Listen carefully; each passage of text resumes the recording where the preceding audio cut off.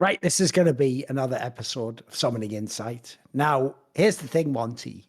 When I tell you about the freeze pipe, I'm not referring to a metaphorical cycle of development regarding Greek architecture, though the freeze pipe is a marvel of engineering that has its own timeless quality. Similarly, I'm not talking about the curved platform from which the best snowboarders perform their craft when I tell you I can get you 10% off the freeze pipe. But it's a cool experience that could have a radical effect on how you get high. I'm also not referring to the bizarre recruitment strategy that meant the Czech AD carry player Freeze always followed Forgiven on the teams that the Greek player was kicked off of. Though if you do heed my call about the freeze pipe and plump for the twin turbine percolators on the Tornado Bong, then you'll be in for your night share of great smoking experience. No, I'm referring to the wide selection of bongs, boilers, dab, and oil rigs that the freeze pipe offers. 10% off with the code LFN at thefreezepipe.com. That was quite clever, sir. Not bad. I applaud Not you. bad. They also have the new blunt tip, which we've been talking about too. Of course, you can buy just traditionally. Yeah, if you have a joint, you can just pop it in here, and you can keep this in the freezer always, basically, and it freezes in only 20 minutes. You can also attach it. It has a silicone attachment, so that you can pop it on here, and then you can attach a 510 vape cartridge. So that's actually, by the way, low key. That is actually a mega idea, because not only is that super portable, like you say, but then you can even actually get rid of the smoke on the fucking blunt. That's actually a genius idea. So if you're looking for a smaller piece that can cool you smoke as it comes in, there you go. There's a new one. It's a brand new product. They're actually releasing a whole bunch of brand new products. They were kind enough to send Thorin and I some of the in development or not yet released products. So we'll show those off a little bit later on, guys, as we get deeper into the season. So fun stuff. And as usual, supporting our sponsor supports us. Honestly, the freeze pipe has been a really great sponsor and really great partner. Love working with them. And we put this out there as well, but as part of our work with the freeze pipe, we are going to be doing another esports cringe video. Many of you liked the last one, and we allowed you to submit videos. And what we do is Thorin and I will utilize our freeze pipes and then record us watching esports cringe videos. You can find the first iteration of that we did as a 420 special here on the Last Free Nation channel. And if you'd like to submit your favorite esports cringe videos for us to review, you can do that in one of two places. One of them is on Twitter at Last Free Nation, where you will find a tweet asking for submissions. Reply to that with some YouTube links. And the other one, of course, is in our Discord, which you can find linked below here on the video. And in our Discord, there is a video submissions channel where you can copy paste some of the content. So we will be doing that again in the next few weeks and making some great content. So thanks again to the freeze pipe for doing all of this. I'm sure you guys enjoyed the last movie quite a bit, or the last. One thing I think we might do in the future is, like, obviously we could do as many of these. Like, there's a million stupid videos in esports that are embarrassing, or people do like the amount of like fails. Like, I'm not talking about live stream fails, just the ones where it's like put it this way, even though this one actually wasn't that funny when you know the context, like that thing where that woman at like TwitchCon like a year ago just like jumped off that thing and like onto that form and like broke her back instantly. Like esports is full of that, right? But here's what I actually think we should do for an episode. I think in the future we should watch one of those videos where it's like a compilation of our best moments. Because what I always find weird is, this is why I always call it a persona, is because if people don't get it, no one on camera is the person they are off camera, because there's inherently, like, you're aware it's performative, you know there's an audience, you know, by the way, that you're not there to just be yourself, you're there to be like an exaggerated version of that. So whenever you watch those clips back, even if you're sober, mate, if you ever watch back your best moments, you always just think like, is that me? Like, why? Like, it almost seems like another person. So I imagine being really high would make it mega entertaining. That's true. It is always like uncomfortable because you often also see all the flaws that no one else sees. And you're much more self-conscious and self-critical. I always hated watching myself. You know, when people get mad and they're like, oh, what a cringe joke, why is he saying like, here's the joke? Like, because I actually understand you have to commit to every joke. If you don't, it automatically fails. It doesn't matter how good a joke it is. So like, every now and then it's not going to land, but you have to commit to it, so it's going to be awkward in that moment. So I bet there's also some amazing awkward ones if we actually ask people to look it up. Yeah, There's got to be some good for ones. For sure. So Like, you I'll guys, take a quick one right now. I don't know where it would be is the problem. It'd be in like 2015 or something. But there was a one where, you know, when people are in like the green room and you just get like internal jokes that no one knows the reference to externally, and like it would be too long to explain the whole thing. There was this whole thing where, because you know, I mean, it's actually a phrase in Counter-Strike if people ever see, you know, that thing where the guy goes like easy peasy lemon squeezy, which is like a famous like English sort of thing you say, right? Which essentially just means something's really easy, but it's a rhyme, obviously, right? We had a thing like that where for Team Liquid, we just kept saying, like, for some reason, something like instead of like easy peasy, like lemon squeezy, but it was like about Team Liquid. We just made one so it would work with Liquid. It was like EZ squeeze Z, Liquid PZ or something. So much like that, right? Some like really weird thing that had developed over like a bunch of events of like me and Henry and some other people in the green room. And basically on an event once, Richard, I've told this story before, but I probably haven't told it on a league show. Richard on this event, like Liquid actually got like wrecked in the game before. And so when it came to the desk live, and obviously we never rehearsed what we were going to say, he just turns to me and goes, well, Thorin, I guess in the end you could say it was EZPZ. Liquid squeeze head. And then sort of went like this to me. Right? So like, let me, and so what I did was like an absolute cunt. I just went, what does that even mean though? And the best part is you could see in an instant the look on his face of like betrayal of realizing like he's actually fucked me completely. Like he's pretending he doesn't know what that means. And there's no time. Like, if you don't get it, guys, if someone doesn't like that, you have to just let it go. You have to just go, right, well, I'll take the L on that one and just go. So that alone, if someone could find that clip, would be amazing. Because I guarantee it's one of my best of all time. I completely wrecked him. Just left him right out there on an island, just doing it. And it was literally my shit I'd made up.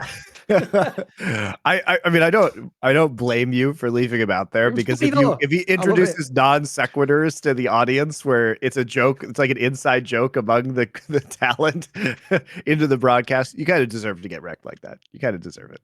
It's because people don't know back then, especially in like the events we used to work like 6-7 years ago, dude, there was never any breaks. Like, you were just working like 14-hour days. So like half the time you're just saying stuff that comes to your head. Like you don't even know if it's good or not. You're too deep in the water at that point in time. All right, let's talk about some League of Legends topics. So this is a conversation that we had on Power Spike, and I'm sure you talked about it yesterday on Best Damn League show. But there's been some complaining about the LEC format as it stands right now, particularly the fact that there have not been real stakes, people would argue, for the summer playoffs. You know, there's not even like a world spot guaranteed for the winner. And it just feels kind of awkward to have these rather meaningless summer playoffs. They're not entirely meaningless, obviously, because they get you points to the season finals, then take a 3-week break, and then go into the 2023 season finals where all of the world seeds are going to be available for teams to win, right? And I feel like there's been a lot of pushback on this, which I'm not in love with this part of the format, right? I like the 3 splits and the more tournament structure, but it does feel like the wind has been taken out of the LEC sails a bit by not having any real stakes to the summer playoffs after the qualification occurred, because obviously there were stakes for XL and Fnatic coming through and which one was going to make the finals and which one was going to qualify potentially for Worlds. Like XL needed to get that win. But once we got to the finals, it was a pretty quick stomp. Viewership was half of what it was for summer finals last year, even though it's not really analogous, because we need to see what the season finals viewership are, because that's more, you know, the pomp and, you know, stadium events that is going to be the more 1-to-1 correlation from last year to this year. But do you have any thoughts on how this is played out as the LEC format? I mean, one of the big problems, quite clearly, is when you look at how LEC themselves messaged this change, they themselves went out of their way to make it sound, because this is the thing Tom was bringing up as well, but he's right, actually. Historically, one thing that has fucked it, unfortunately, is going to 3 splits and now there's even a finals, is on the one hand, you don't want to do what LEC did, which is they tried to imply by what they've done with their choices that actually each like split isn't a big deal anymore. It's basically just a qualifier. You get some prize money, you get better spots, but it's basically just a championship point accumulator to go to this season final. And really, if anything, it's the other way around, guys. They want it to be this one championship. It's called the summer finals or season finals instead of like a spring split and a summer split. But they've simultaneously fucked both ends. Because on the one hand, everyone's treating each of the 3 splits like they are an LEC title. And me and Dom were talking about the fact that that actually is going to ruin history, unfortunately, because essentially, like, that means that, like, think about the people who, like, you know, when Caps won like 6 LEC titles in a row, someone could do that in 2 years or less now if you count the season finals as well. So, like, that already throws off the accomplishment. Like, what does a title mean anymore? But the worst thing is, and this is why I'd actually bring this up to you, is they've done the same mistake Overwatch League did in the first season. Remember, I actually thought it was dope, the format. You had the stages, so you got to test with people like on patches and, you know, depending on what the meta was. But then you got the grand finals. So if you'd have done it right, you combine it all, you get like a circuit and you get the big worlds essentially. Yep. But instead, if people don't know, Blizzard went out of their way to be like, actually, these stages mean almost fuck all, lol. And then just treat them like this, like it was just some bullshit like thing every few weeks. So I've always thought the main problem to me is, if you notice, they've sort of got the worst of both worlds. You've got a championship, but like you say, it feels so disconnected and almost irrelevant to some of the rest of the competition with who qualified and how people qualified. So that doesn't actually build off any hype. And then meanwhile, you've taken those splits, which if it was me, I'd have each of those, like the top 4. Like, I'd have the playoffs at least in the stadium, and I'd have like a hype, and I'd make it like pressure. So you could make like a and instead they've done the opposite. They've treated that like very frivolously, as though like, it's not a big deal. It's just like the first split or whatever. So the problem I have is I think they're very confused with their messaging now. I don't know what they think this circuit is. Yeah, I think we have to remember, and we have to go back in time to the announcement of this format. And, you know, we did know at the time that there was a compromise that was made by Riot. And that compromise was, if we are going to add additional broadcast days in order, because it takes longer and it takes more money to do this format, right? You have to have more game days than you did previously, especially because a lot of these are 3-day weeks now, right, every week, as opposed to doing two-day weeks and then super weeks, which is kind of, you know, the occasional super week, which is what we had before. And so part of the compromise was that they were only going to get one stadium event. Like, they took the money that was going to be used for one of the 2 stadium events that they used to have, and they applied it to adding more broadcast days for this format. And so I think we have to remember that this was an experiment that the LEC was running, and it's not that we're not going to have bigger stadium events in the future. As we have talked about multiple times on this show, Riot is moving towards having another international event in the year, which will be, you know, it will also carve up the other regions' schedules into this kind of winter, spring, summer format, where there is going to be a break between winter and spring. Or its equivalent in other regions. As I've said before, LCS is overwhelmingly likely to move to the LEC format or something very similar for next year. And so, you know, once all the regions are in the same kind of break structure, then we may be able to see additional funding go to having stadium events for every single one of these finals, right? Or even if they're not stadium events with a larger venue at the very least. Like, maybe it's a 5,000 person theater instead of a 15,000 person stadium. You know what I mean? So I get that there is some level of disappointment in the hype, but for me, I applaud Riot for taking the risk of doing this and moving some of the money around, because I think it has worked on the whole. And people are nitpicking the championship point system, and they are nitpicking the season finals, which I'm not in love with, but these are fixable problems. And on the whole, I would much rather have the winter, spring, summer kind of tournament format that we have in LEC right now, because it's been much more hype. It just needs to be tweaked and fixed a little bit, but this is a first shot at this format, and it's way better than the double round robin best of ones that we had previously. The only thing is, though, as usual, whenever you talk about any Riot games, you must always explain to people that Riot just choose arbitrary rules and then complain, I'm trapped inside my own universe. I am the demiurge, but I made the world this way. And now I am trapped and must behave this way. It's like, you made it, mate. You can undo it. Like, the reason why this whole thing is so whack is because why do I have to be gaslit my whole fucking 20-year career? So right now, people, there's a tournament called I Am Cologne going on in CSGO right now. One of the most iconic Counter-Strike events, arguably the most iconic Counter-Strike event ever. It takes place in the country of Germany, where fucking all of the LEC splits take place. Now, spoiler, has there ever been LEC finals in the LCS Arena? Has there? Fuck, mate. Have they ever had one in Berlin's football? Have they? Fuck, mate. They don't even do the basics. So first of all, you don't even have to go out the country, mate. You can just go within the country and make stadium events. Then how about this? The I Am Cologne event I'm referring to right now, if you take out, right, it actually starts at something like 2014 because it has that playing for the first week or so. But then it gets down to the top 16 and then you get the top 6 and they go to the playoffs, right? Even just if we go to the 16 team part, remember there's only 10 teams in the LEC, Monty, right? They have 16 teams play out double elim groups into a single elim playoff, right? Just count the games up, mate. That's already more than a whole split of LEC. But why can we have that, Monty, in 2 weeks? And they had to take a fucking month or more to do the LEC because they created an arbitrary rule which will never, ever make sense. The arbitrary rule is this. You, every person watching right now, must watch every game of League of Legends in your region.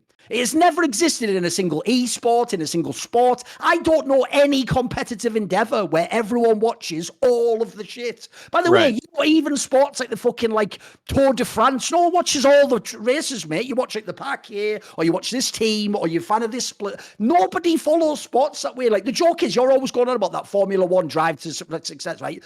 Well, why would you need it, Monty? Why doesn't everyone just watch the whole race from beginning to end and learn about all the drivers? Because that's not what anyone does. Nobody is a fan of a sport. You are a fan of certain people and styles of things, or people from your country. These are the reasons people connect. So to me, I'll just rewind it back again. Like, why do we have to do any of this way? Why can't there be 2 streams?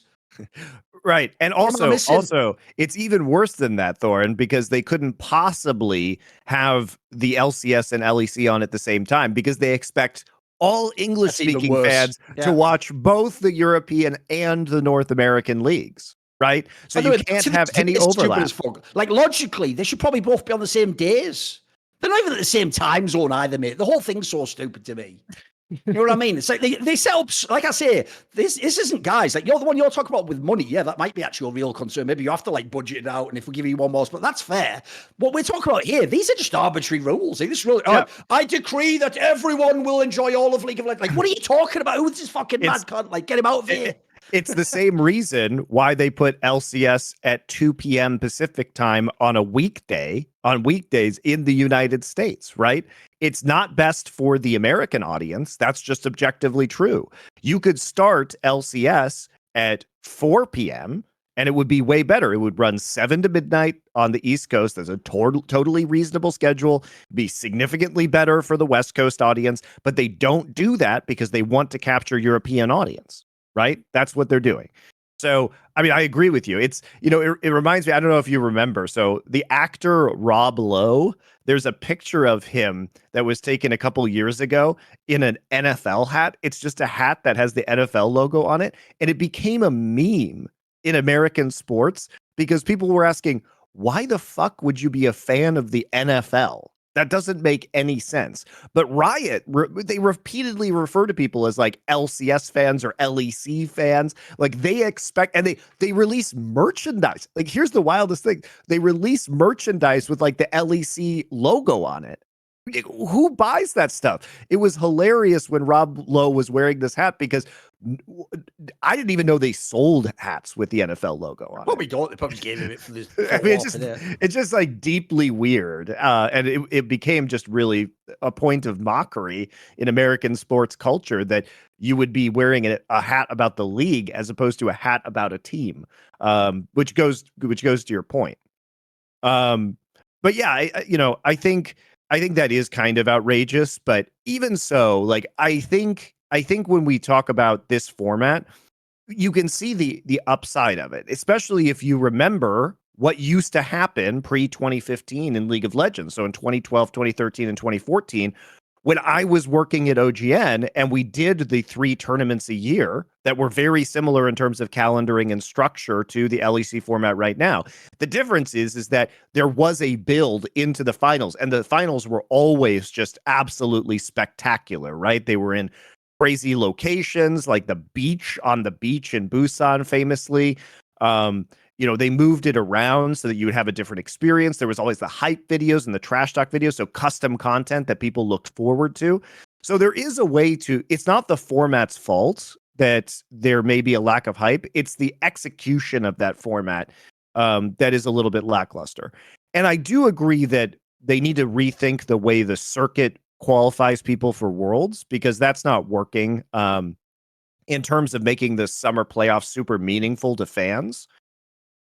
And, you know, there's not even, here's the thing, Thorin, there's not even a rule that you have to have the summer format be the same as the winter and spring format. Like, why can't you No just rule at all? Why can't you just combine the season finals and the summer season into one larger tournament that qualifies you to Worlds, right? This is why, to me, if you don't care about the splits or you don't consider them a championship, then why are there three and why do they have to all be identical? Do you know what I mean? Like, you can easily there's no make rule that they have to be the same. like, for example, if you don't like the idea that, like, a lot of, so okay, this is something actually pro players work on planning about. Some of them don't like the fact that, like, if you do badly in the split, you straight out and then you wait like a month or whatever, right? Okay, I'll give you a deal. Winter split is just a league like the old one with BO1s. It's just a round robin. There you go. Then the spring split, maybe that becomes like groups in a place. And then summer one is like a mega one like this with like 2 times the points. It's like a full best of 3. It's like the LCS playoffs, like full double Olymp bracket in the playoffs. We could do that one. Like you're saying, we could make each one have its own distinct identity. Here's what I would do to fix it. Like, first of all, the most obvious thing they have fucked up is this. This is why season finals feels weird now, because people have just realized, wait a minute. So aside from like winning the prize money, what was summer about then? So that wasn't even the one that qualified in the World. So wait a minute. So it's sort of like your brain is trained from the old method in like 2014. Like that was the qualify for Worlds. Like playoffs of summer is how you get to the World. So what I would do is this. I would make it, you know how in winter and spring, if you won, you got an MSI slot, right? Obviously, winner of summer should get a World spot, but just make it so that they don't get the number 1 seed. They still have to win the season final to get number 1 seed. So it means if you're G2, you're guaranteed the World spot no matter what. But you still have something to compete for. And then here's what I would do. I would make it so that the season finals, the reason that is going to be my ultimate championship is because I just make the spectacle way bigger. Have it in a full-size stadium, have massive building in these weeks of content. Basically just message to the players. Like the other 3 are like, they're almost like circuit championships. They're mini ones within it that you prove that you were really good and you get to these finals. But the finals is where you get the finals essentially it's like the European major of League of Legends is the premise you want it to be like. So like that's in the same way as now, we're not going to count the 3 small ones as equal to an LCS title. In some ways, we're going to count the season finals as like a mega LEC title. It's like if you'd won 2 in the past year. That's how I want them to message season finals, because essentially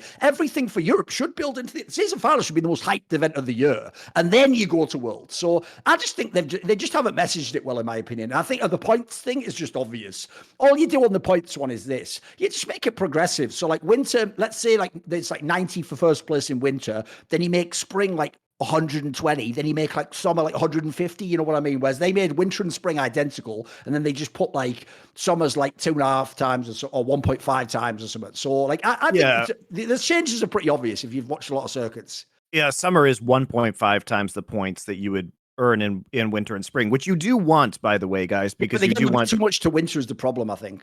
Yeah, it's not as it doesn't progress as much, and so you could do a tiered system between winter and spring as well. And you deal with this problem, so like.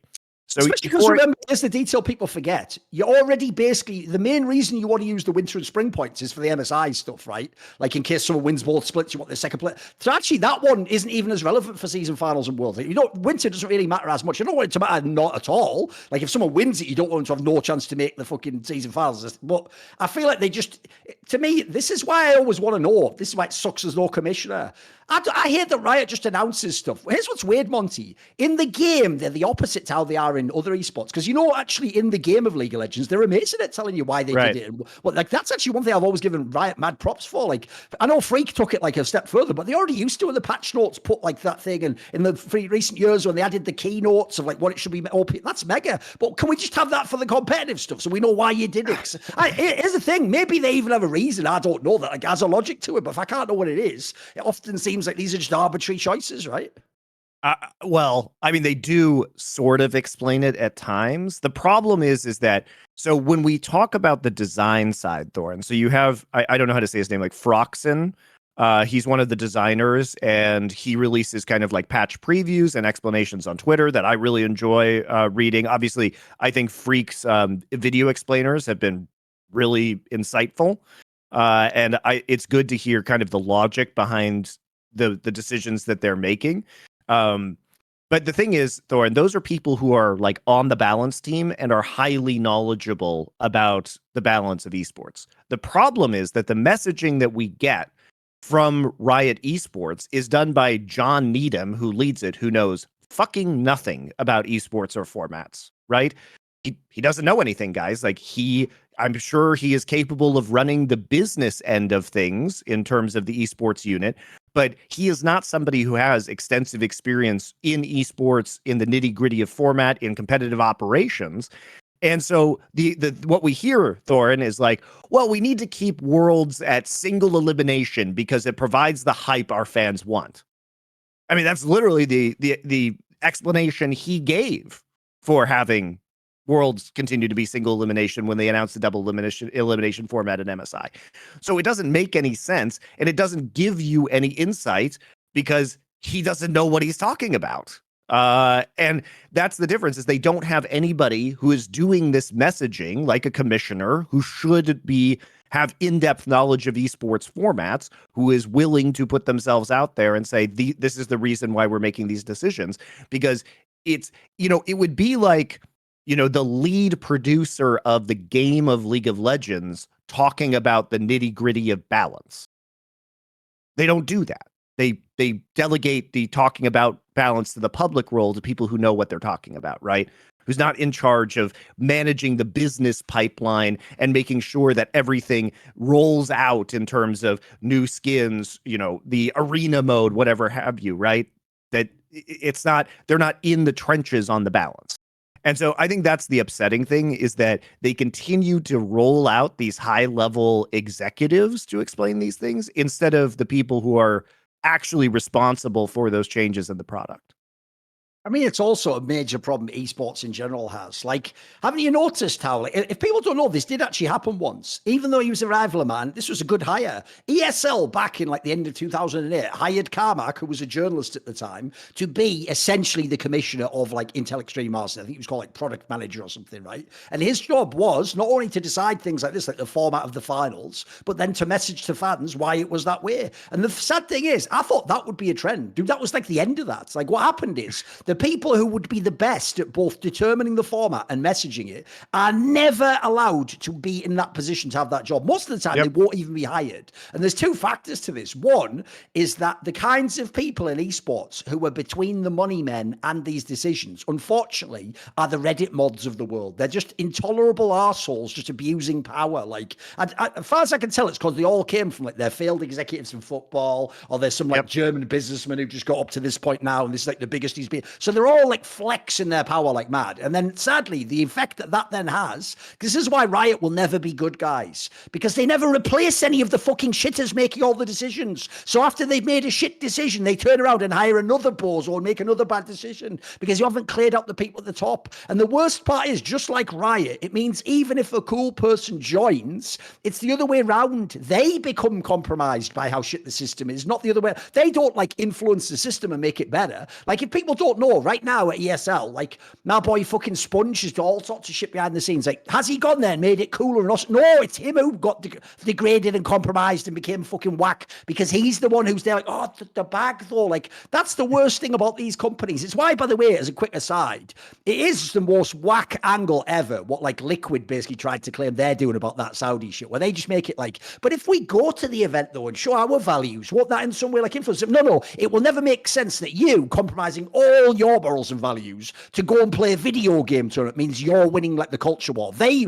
by definition, just won the culture war. You just surrendered in exchange for a giant bag of money. So the worst part about all this, to bring it back, is not only do these companies never have like a really cool person who knows loads about formats and how to explain it, and a commissioner you can talk to, but as far as I can tell, they never will have. It's actually really sad, mate. Like, I think of this league right now, LEC, mate, imagine if you actually could go back in time and instead the commissioner is Quick Shot or Deficio, or if we're going way back in time, like Crepo or someone, dude, that would be the shit. Snoopy. These people would all have been amazing at this role. Like, they not only know what they're talking about, have a legit, like, understanding of competitive integrity type stuff, but more importantly, they'd be able to message it to us, and they wouldn't be afraid to either. So I think that would be the future I want to live in, mate. I mean, they also have the trust of the teams and the players and the coaches, right? Which means that they can have honest conversations about what the teams and the players want and take those considerations into account when they're designing these formats, right?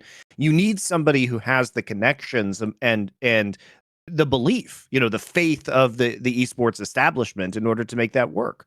But at the end of the day, Thorin, it's never going to be that way, because the owners, even in the franchising models, the team owners have no say over who the commissioner of the league is.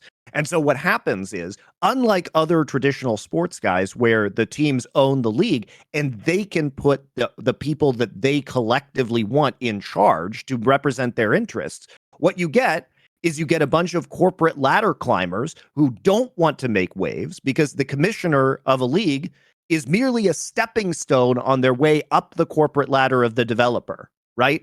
It may not even be that they want to stay in esports forever. So they are going to do nothing to antagonize their bosses within the developer.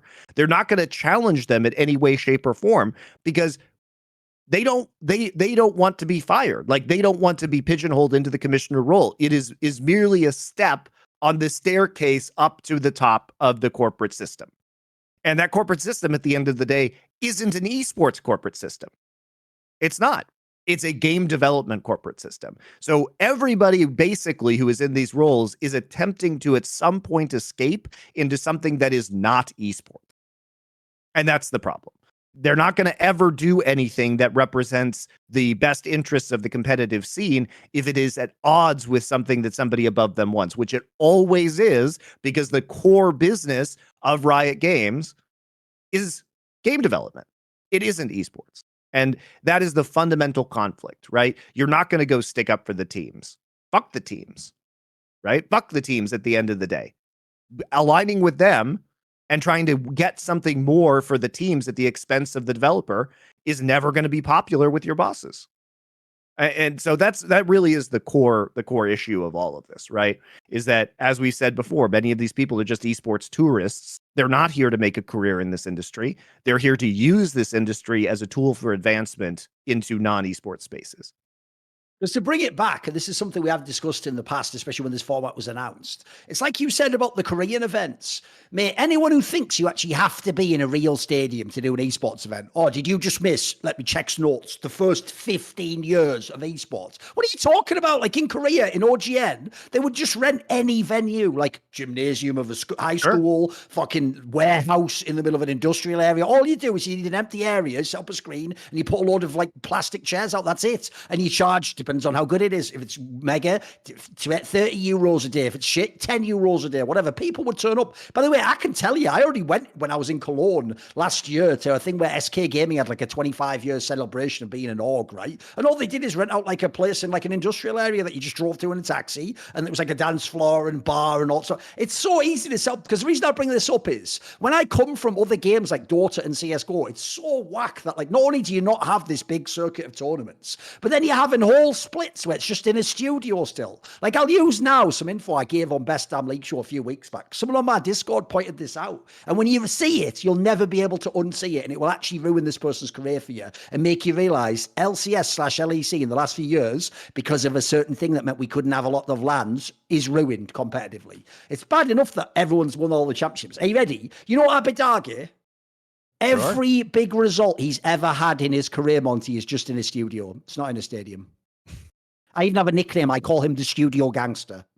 He did it in 100 Thieves, because think about when he went there. He did it now in Excel. He's never in a fucking stadium, mate. If you don't know, guys, in CSGO, people to this day religiously mock people who are good in like lands, but just the tournament area, or good online. If you're not good in the big stadium with the crowd, you get mocked. Like, you're treated as like a second-class citizen. You haven't made it yet. In League of Legends, like, there's not only still more like there only used to be 2 splits a year. There still wouldn't be a stadium event for both. Like Pro and CS:GO, every event has a stadium at the end. Even like fucking Blast would get like a 5,000 seater when they went places. Like, to me, this is actually necessary for competition, because here's what happens, right? XL's the best example now. So this XL team that just made the finals, pretty lackluster team. Like people like Peach, probably one of the worst players to make a final. Someone like Limit, just an all right player, you know. Like, not very many really world-class players. But because they just did it in a studio, who does give a shit? It's just another week. Like, all he did is change the banner. Instead of saying groups, he said playoffs. There wasn't like a massive crowd. There wasn't a big pyrotechnic thing that made Peach really think about it when he was coming out on the stage. Albert Dargate didn't have to look across as he's setting his mouse up and go, fuck, I've never won in a set. Like, none of that, which is, by the way, that's what makes the cream of esports rise to the top. That pressure that ruins one set of people makes other people the most legendary champions ever. It's actually another reason why I think these splits don't mean as much to people now. They're sort of like, I don't like the format. No, what you don't like is the sheer lack of gravitas. These are just like another week in a studio. They don't mean anything to people. But that's what I'm saying, that the format is not the fault for that. I think this was an experimental year for LEC. I do think we're going to see more hype stages next year. Why do we need to experiment? We're 23 years into it. I'm 22 years into my career. I don't need to go, let me just try this out. We've already tried all the formats. I already know the ones that are good. You don't need to experiment. Just do it good. I agree. We also know this from League of Legends because, as I said, this literally happened in OGN. It's just like when someone gets lost when they're driving and they go, we're just having an adventure. It's like, no, you're lost. You are just lost. You're saying that to spin a bad experience into a good one. Yeah, but I think like it's a valid complaint, but they already explained why it was this way in terms of budgeting, and I do think that is going to shift up for next year. I do, and if it doesn't, well, that will be kind of I think a very large failure on their part, because it doesn't have to be a blowout stadium. As I said, to your point, it could be just a smaller environment with a few thousand people, and even that would be more hype. I'll tell you what you could do. Here's an idea for you, because no one's ever had this in esports. I'll tell you a thing they actually started to do in a scene I follow, battle rap, right? Now, they also wanted, like, if you watch URL, which is the big American one, which is like the actual street culture one, they have massive, like, they'll hire out like a big like theater and have like thousands of people there, and their whole thing there is like the spectacle, you know, like they have like private booths where like P Diddy's there, with like popping champagne with like famous rappers and stuff, right? That's one thing they did. But one thing they started doing in the modern day that's actually turned out to be really cool is they do what are called small room events, where the way they make the atmosphere dope is it's just a way smaller room, but as a result, all the crowd's like literally right next to you here, and so it makes this like super intimate vibe. Dude, you could just do that for the finals. You could literally get like 300 people in a venue, like really close to the thing, like make like a distance, obviously, as they can't like touch you or something ridiculous, but you could actually make that would be like a super intense environment. Imagine like 300 people surrounding you like that, the fish and you're bowl. just playing. It'd be like Fight Club or something. That sounds sick, mate. Yeah. Lots of ways to do it. I think that will be improved, but I do think that people are conflating some of the issues, because I agree that the stadium event or the live event escalation and the lack of hype is a problem, but that's not a problem with the format, guys. That's just a problem with the execution, and people are making that a format problem when honestly, I think the format for LEC has been quite good, and it doesn't need that many tweaks to be relevant. Like I said, it's way better than it used to be, in my opinion. It's way better than it used to be. And yeah, the championship points, that could use some tweaking. The fact that summer was meaningless, yeah, just make the season finals and the summer season all one longer season compared to winter and spring, and just have that seed worlds, right? You could do a very similar format where, again, you eliminate the bottom 2 teams, except after the regular season, instead of just eliminating the bottom 2 teams in terms of that standing, what you do is you just eliminate the bottom 2 teams in terms of championship points. Yeah, go that have accumulated throughout the whole year. So if you get 9th and 10th place, maybe you do go on to the next round, but you seed the 8-team bracket in terms of championship point standings, right? There's easy ways that you can do this. So yeah, 2 teams would still get eliminated, but it wouldn't necessarily be the bottom 2 teams from summer. It would be the bottom 2 teams from championship points over the entire course of the year. There's a very reasonable way to do that. And if you weight the championship points differently, such as Thorin suggested, you make them different between winter and spring, and you have that tiered progression system, I think it works. And that way you can just qualify teams straight out of summer. Because the other problem, Thorin, it's not just about the fact that these season finals exist. It's that there's a 3-week break into the season finals. And those season finals are cutting it awfully close to the World Championship, especially when other teams are going to have a very, very long time to boot camp in Korea. Like NA teams, NA ends on August 20th. You know what I mean? And those teams might take a few days off, but they're going to be going to Korea really quick in order to prepare for the World Championship. Meanwhile, the LEC season finals, let me just look at when they actually end. They're scheduled to end on September 10th. So it's literally, a 3-week. It's also mega drawn out. Like every weekend, it's just 2 matches, basically. It's just 2 BO5s every weekend for 3 weeks in a row or something. So it's also not very economical with the amount of space. Well, I mean, I'm sure it'll be good for viewership, Thorin, because... No, but it's the thing. I wouldn't do it that way. Like, if you're going to do season finals and you already talk about it, you've already got like a small schedule. You make it like a CS event. You just do it like every couple of days you're playing. You make it like 2 weeks super intense. I'd do it like that, mate. Then also it'd have a different vibe to the finals. Like, the finals would be everything then. Yeah, but it's going to be the only league running because LPL is going to end this coming weekend. After that, we are going to immediately, go into... the finals of the LCS and LCK, which are both happening on the weekend of August 19th and 20th. And that's when the season finals start. Again, the weekend of August 19th and 20th for LEC. But they're going to be the only game in town for a lot of these matches. Like, they've got 2 best of 5s that weekend, but otherwise they're just running every single week until the finals. And then the 9th and 10th, they finish up. But what this is going to do is they're going to be playing on a different patch. Sure, they may be playing on a closer patch to the one Worlds is being played on, but they're going to have a lot less time to prepare than many of these other teams. And you also have to remember that the 3rd place team or the 4th place team then has to go to North America and play in that qualifier between NA and EU. And that team is going to take even longer to get to Korea. Same thing, of course, of the LCS teams. What's funny is I imagine that some of those LCS teams, and this could be a huge advantage in that series, if you are the 4th place LCS team, Thorin, I imagine you go and boot camp in Korea in preparation for the match versus the LEC team. Then you fly back to the States. You fly back to LA in order to do that competition because you have the time off. Like, why would you not go? You're not because that all of the active teams that are scrimming in North America. So if you're guaranteed to get into Worlds as a top 3 seed, you are going to leave NA as fast as you possibly can. And so if you stay as the 4th seed, there's going to be nobody to practice against. So you must also go to Korea in preparation for that match against the LEC team. So, you get to keep a lot of your practice private. There's going to be a lot more evidence of what that team is playing in the LEC because you're going to see them in competitive matches where they're fighting for their World's life, a lot closer to the time period that you're going to be competing. It's a pretty big advantage, you have to think, for the NA 4th seed. Also hilarious if they lose anyway. It doesn't make it any worse, doesn't it? Admittedly hilarious. I'm trying to figure out when the actual qualification match is between NA and EU. I don't see a date on that one yet. It's going to be pretty quick afterwards, isn't it? If it's ended on like 10th of September or whatever. Yeah, I mean, it might be but even if it's the 17th or something, Thorin, even if it's the next week, that's still, a week less time for the EU team to prepare and go. It's not listed on Gamepedia. They don't have a date. Yeah, I don't see it yet. I don't see it yet.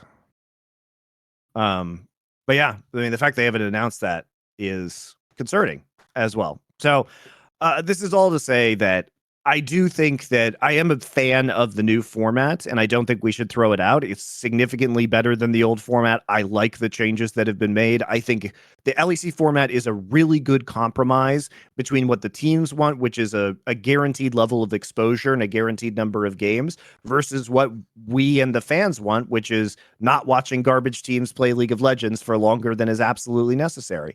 It split the difference nicely. I like the stakes. Like, it feels like during each individual split, the stakes are good through every phase of the competition. Yep. There are do or die games at every point. The hype is there. You just need to fix the circuit point system. You need to fix the stakes that don't exist for summer. And, the season finals need to not have a 3-week delay that will affect the team's potential performance at the World Championship itself.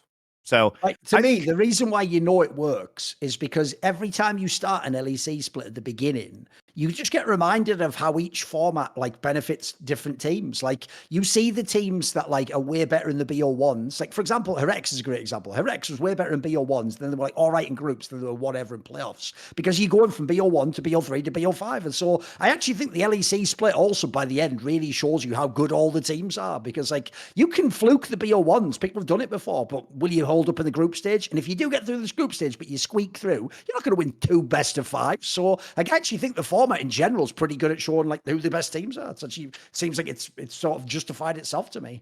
Yeah, and obviously, like playing in a series is much better preparation for the actual realities of playing well at Worlds. I mean, clearly, like hilariously, Worlds has always had best of one. When the best of one formats, when the best leagues in the world never play best of ones and haven't for many years. It is literally the only time in the year that they play best of ones is at these international events.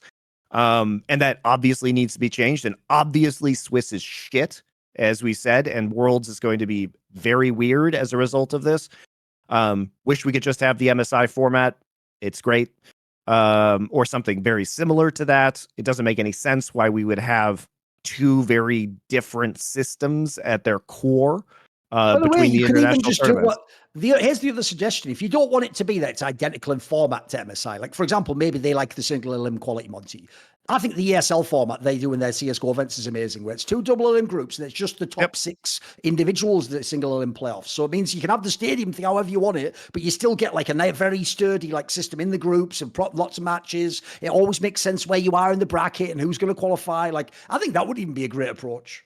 If you're playing best of 3s or best of 5s in GSL groups, I don't mind single eliminations as much. It's the best of 1s into single elimination that's the tilter, right? Because there's nothing robust about the seeding for that system. And for those of you who don't know, in IEM Cologne, what happens is if you are in first place in either of the 2 groups, you get an automatic berth to the semifinals. And so then you actually qualify 3 teams out of each of the 2 groups. So the second and third place teams then play in. They're not technically quarterfinals because there are 6 teams in the bracket. They can be, but they call it round of 6 usually nowadays. Yeah. So basically, the second and third teams, cross and play each other, and then the winners of that advance to play the first place teams from each of those groups. So it's a robust system because 3 out of the 4 teams escape into the group stage, and it's pretty certain that you eliminate the worst team when you're playing best of 3s in Counter-Strike in that format. And if you're playing best of 5s in League of Legends, you could be equally confident. So it's not necessarily that single elimination brackets suck. Oh, I would always prefer to have a double elimination bracket, but they are acceptable if the qualification to that bracket is robust enough itself. But it just never is in League of Legends. You could always, if you want single elim, you could always just reseed before the bracket. But y'all ain't ready for that conversation. You're what level are you on, kids? You're on such a babby level. You're not even on the level of like the 2008 MSL from StarCraft. Basically. That's how far behind some of y'all are. I'm looking at you through an alternate dimension. It's don't feel sometimes, mate. It's wild. I mean, it always goes back in time to the Koreans fucking did it better. Like they did formats better. You know why? Because the reason why makes sense though, Monty, because it was all about a TV show. So they understood with the reseed one, for example, like, wait a minute, because remember, NBC is the one that did all the best stuff. They had the reseed for the playoffs, they had best of 5 all the matches in the playoffs, and then they also had the group selection system. These are just things you do to pump the fucking TV ratings up. Like we've discussed this in the past, but we used to be joking, but we actually got to do it at Flashpoint. Is you realize one day, wait a minute. So there's no actual monetization realistically in esports except raw sponsorship from viewers. You do know by definition we actually shouldn't run this like a sport. We should run it like WWE then, because the only way we all make money is if the show succeeds and we get the big match. Like if people didn't watch the recent CSGO major, there was a team that were a bunch of nobodies, and spoiler, 2 of their best players have already left, called Gamer Legion, who made the final and played Vitality, who was like the #1 team in the world at the time, right? If you were going to pick a final, you'd never pick that as the final. But the whole business, right, we all succeed based on having to get big viewership, but you don't get it because you just did like a sport, like, well, whoever makes it, lol, this is crazy. Like, You actually should be more cynical in esports, essentially. And also, spoiler, normally I'd be against this because in theory I'm a purist for competitive integrity. This industry doesn't give a fuck about competitive integrity on any level. So what are we even giving up at that point in time? Like, because to me, I think it is so sad that like tournaments like Riots have actually given single elim a bad name, that like it can't be good. Of course it can be. Some of the best tournaments ever were single elim. It's just like you say, they scuff all the first parts of it. So essentially you've got so many shit inputs that at the end, the output almost inevitably has to be whack.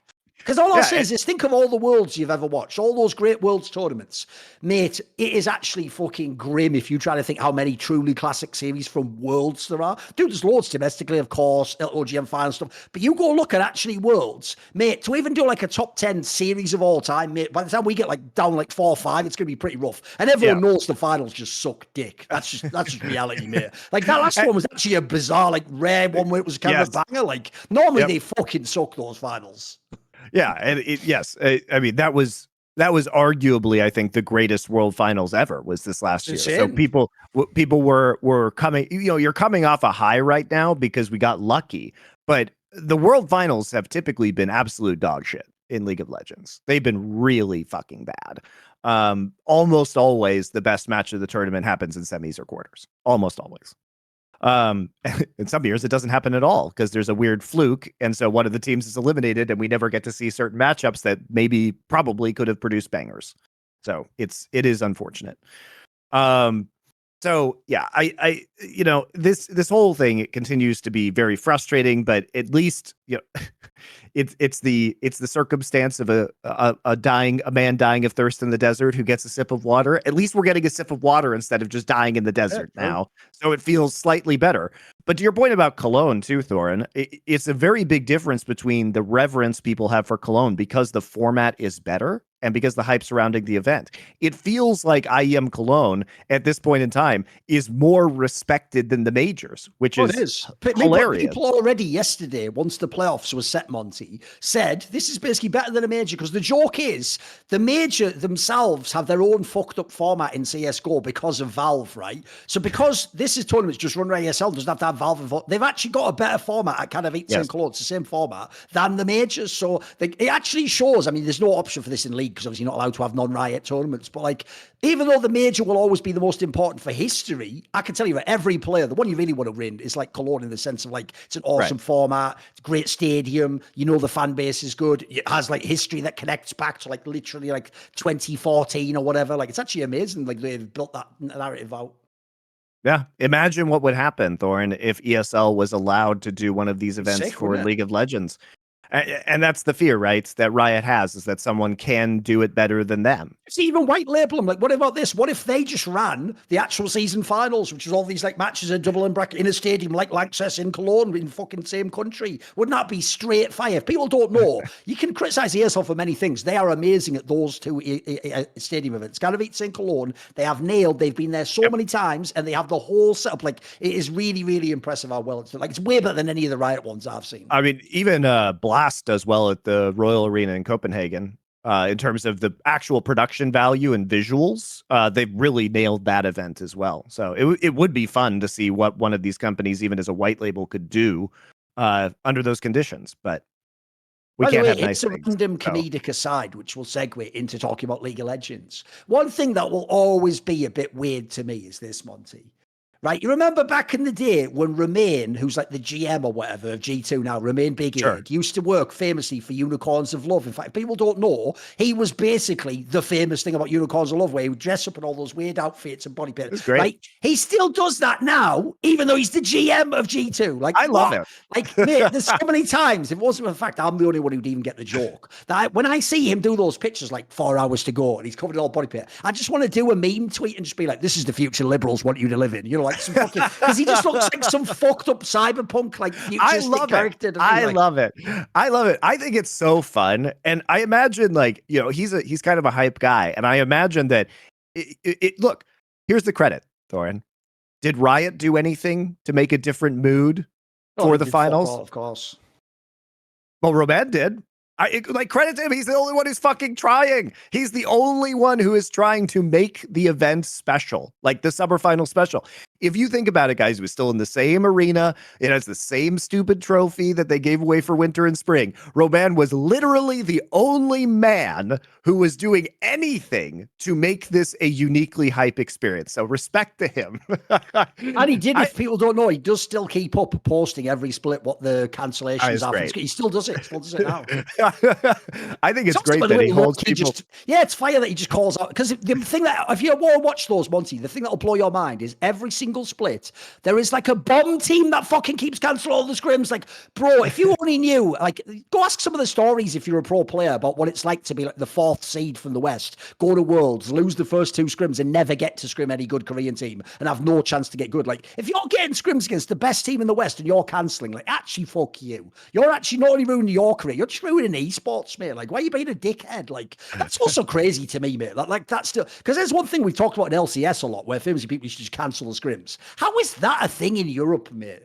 Like, it just shows that these people are just like emotionally 14 years old. Like, remember, guys, this isn't 2013 where people make €1,000 a month. Some of these players are making like $100,000 a month and they're cancelling fucking practice games because, like, I don't really feel like, my burger's just arriving. Like, are you out your fucking mind? Like, you actually for real need to work in like that. Well, I almost said like in a gulag there, but I obviously meant metaphorically in a sort of really hard work camp is what I meant, you know. I meant to get a job, basically. In the coal mines with you pro players. This is why it was called Unfiltered, Monty, because I did attempt to filter myself there. Like, my brain was like, whoa, think about it, think. Say gulag. Yes, gulag. Call of Duty. No, their grandfathers were working in the coal mines in indentured servitude to the company store, and these guys are canceling scrims because they got tilted because they lost a video game. It's the most ridiculous version of that, like, you know, like good times create weak men. It's like the most ridiculous version of that cycle, but just with pro gamers instead. It's too funny. Yeah. All right. And people will ask, like, what's the point of tweeting these like scrim results or anything like that? First off, I find it interesting. Yeah. I find it interesting.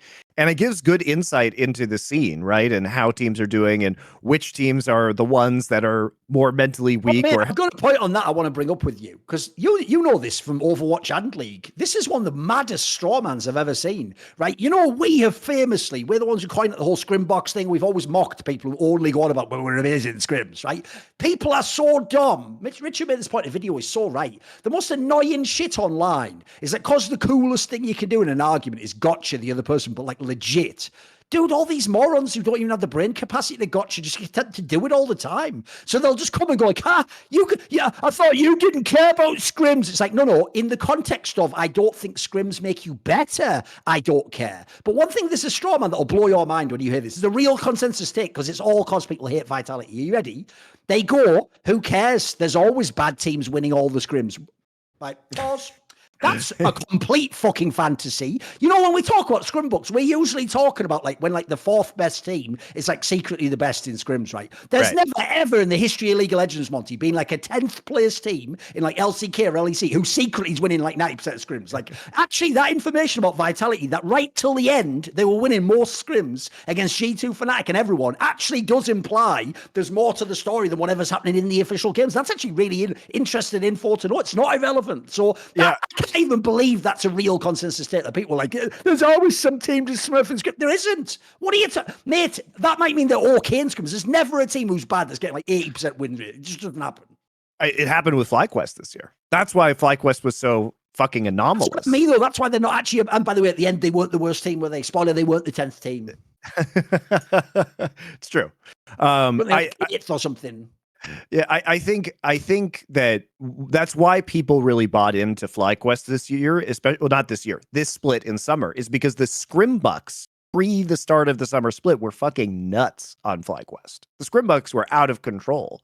And And so that's why it was so weird that they were losing all their matches and were in last place or second to last place. And it was also strange that they could never get it together and replicate the performance that they had in scrims. And it was even easier because we knew they were practicing a lot. We knew Vikla was #1 on the solo queue ladder. Like this is the FlyQuest anomaly this year was truly remarkable. And I don't think I've ever seen anything like it in League of Legends ever until this point, where you might not, to your point, Thorin, you might not have the best team, but you might have all the scrim bucks. But you're very rarely the team with the most scrim bucks and the worst team, or even in the bottom three. This is the exception that proves the rule, though. Yeah. And it's why people didn't give up on them until almost the bitter end, because you just kept thinking, like Vitality, surely it's going to kick in eventually. Yeah. Yeah. It was a very weird problem. And was unique, I think, in terms of League of Legends history to have both FlyQuest and Vitality, who we both knew were both doing very well in scrims, have these unfortunate results. So, we should probably talk about a different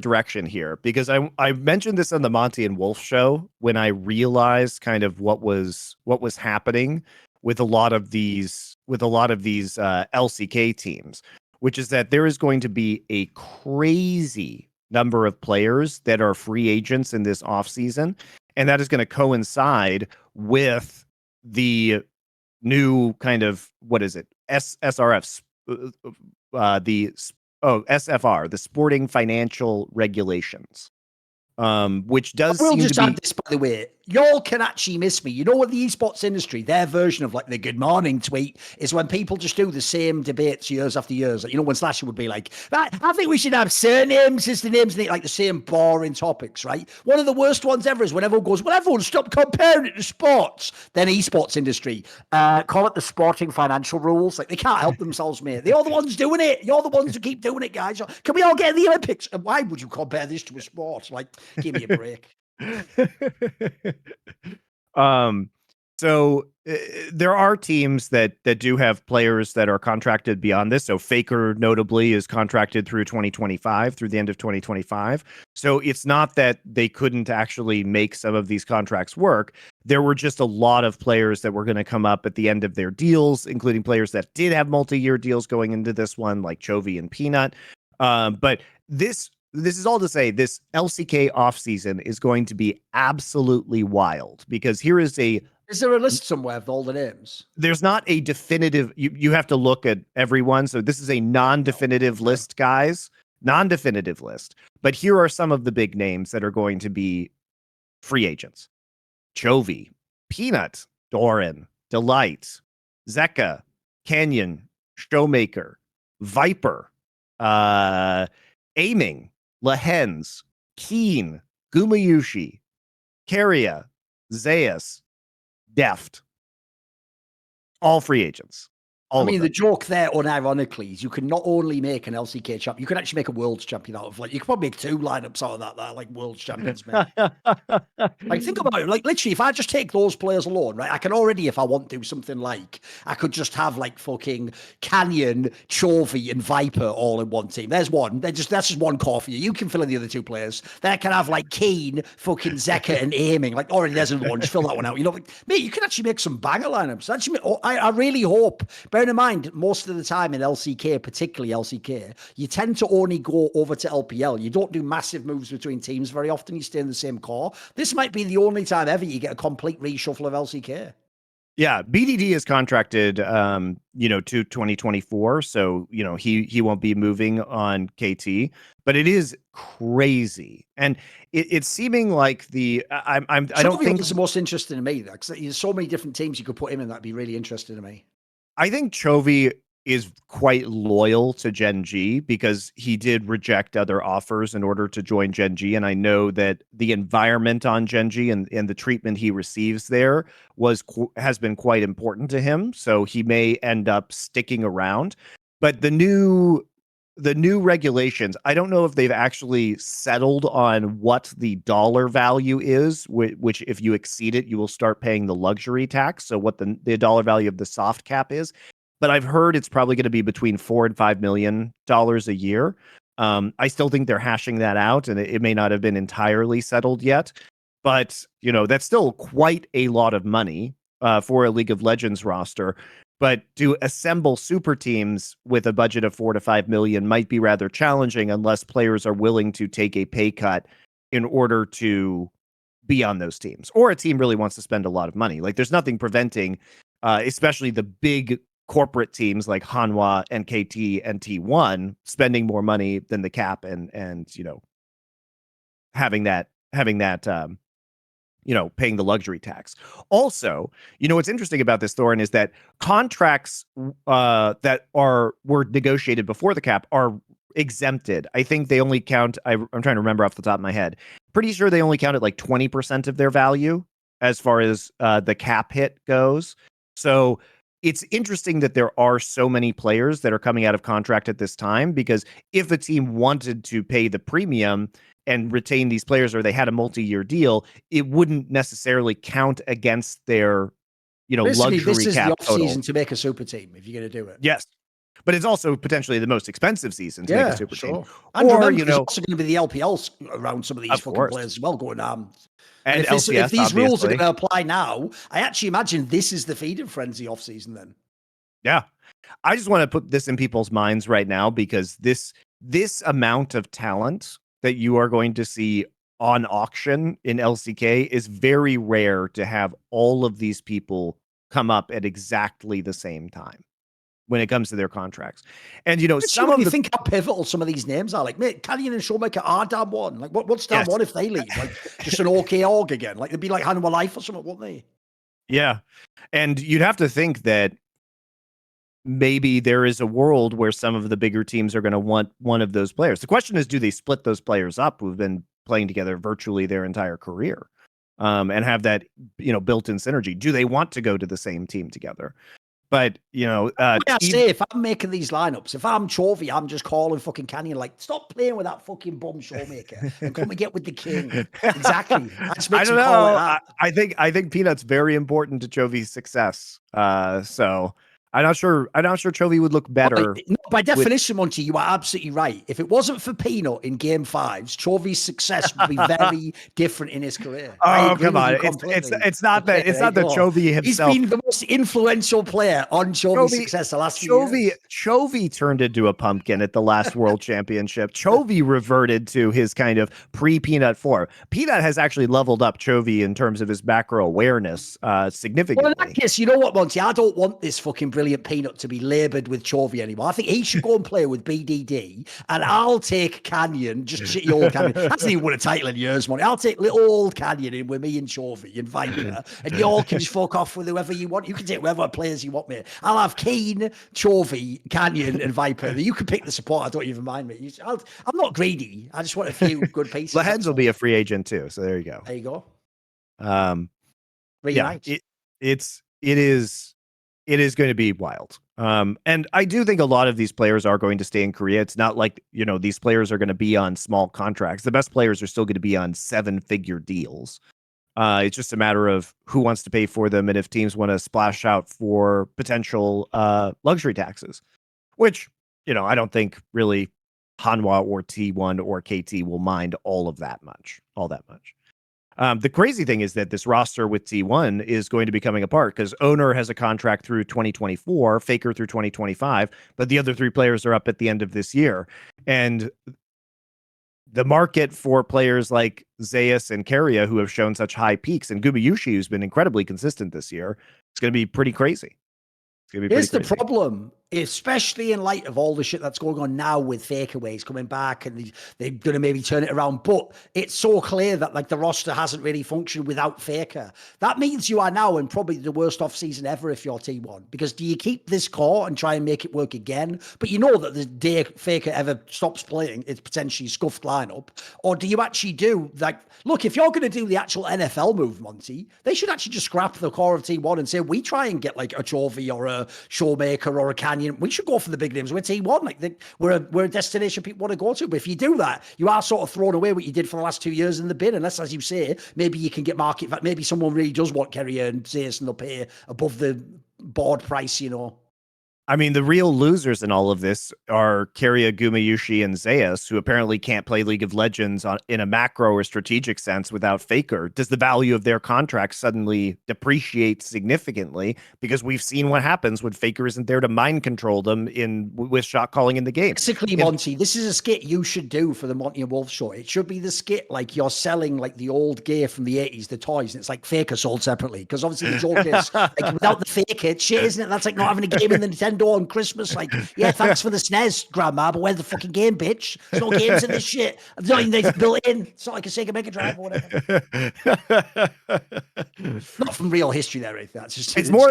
I think the better analogy is it's more like getting the Super Mario game cartridge, but not actually owning the machine to play it on, right? Okay. It's like, the pieces are there, but you have no way to operate the damn thing, right? It's like, this is a good game. I know it is, but I don't have the thing that allows me to literally play the game of League of Legends, which is Faker's mind, apparently.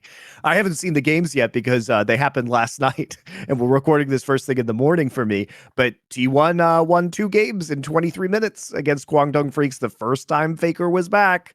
So here we go again. It must be just that easy to slot him into this roster and at least get some a modicum of shot calling back within this team. So all I'll say for T1 is at least Faker is contracted. The thing is, are other players going to want to go to T1 when they know that Faker is the definitive king of this organization, right? Do they want to play Faker's game and listen to Faker at all times? Because he is the de facto coach of this team as well. And for veteran players, that may not be a very exciting possibility if they want to play the game a certain way themselves, because they're always, T1's always going to side with Faker. You Basically, know what I mean? Faker is the Senate. So if you understand the reference, you understand the reference. The thing is, though, when I actually do look at that list of names, my actual real hope is not any specific combination of players. What I really hope is this, that if most of those names end up staying within LCK, that they just make better, like, actual lineups. Like, even right now, the LCK has the same problem a lot of regions do, which is, like, you have good players who are just, like, on not that great lineups, and you could just make so many better lineups. Like, if you actually put all the talent together, dude, imagine, like, the top 5 you could make in the LCK. It could be really fucking sick, because obviously stylistically you'd pair people. Like, I think you could have some amazing lineups. Like the strength of LCK being worse, it's more stylistic things, not the players. It's just amazing players in LCK. Yeah, there are a lot of really good players. I think the GMing in Korea is quite poor. I think the players oftentimes have too much of a say in who gets onto these rosters, as opposed to make it, with their friends, as opposed to making rosters that make a lot of sense. But also, teams have not always been able to get their first choice. And so what happens is sometimes teams are heavily pursuing one player, that contract falls through, and they're forced to go to like their 4th choice at that role because they've all in this one player in this position, which makes the rosters really weird when it comes to glaring flaws. And also because LCK teams have been historically reluctant to make roster swaps either mid-split or in between spring and summer. They haven't been able to fix a lot of these problems either. And the problem with Hanwha Life with Clid probably wouldn't have been fixed unless there was out-of-game issues. And now we're seeing an improvement with them, especially through the jungle role. So I think these issues are a lot of times the way that the budgets are laid out and the contracts that are written, where it's difficult to get rid of players, or teams don't want to continue to pay out that contract even if they could make a potential upgrade at the role. And that does weaken the region as time goes on, because the reality of League of Legends as a game is that when you assemble rosters in November, you just have no idea what the meta or patch is going to be next year, because Riot hasn't completed their changes. So you're basically GMing in the dark. If you pick one kind of jungler and they change the jungle for the 30th time in this game's history, you might end up with a ganking jungler and a farm jungle meta, and the only time you can make an adjustment is between spring and summer to your roster. And also, just as an aside, back to the LEC format, one of the best things that the LEC format has allowed teams to do is to aggressively change rosters more frequently. Look at all the changes that happened with Vitality and Excel over the course of this year. If you were running 2 splits still, we wouldn't have been able to see this many roster adjustments within the league, which eventually enabled Excel to make top 2, right?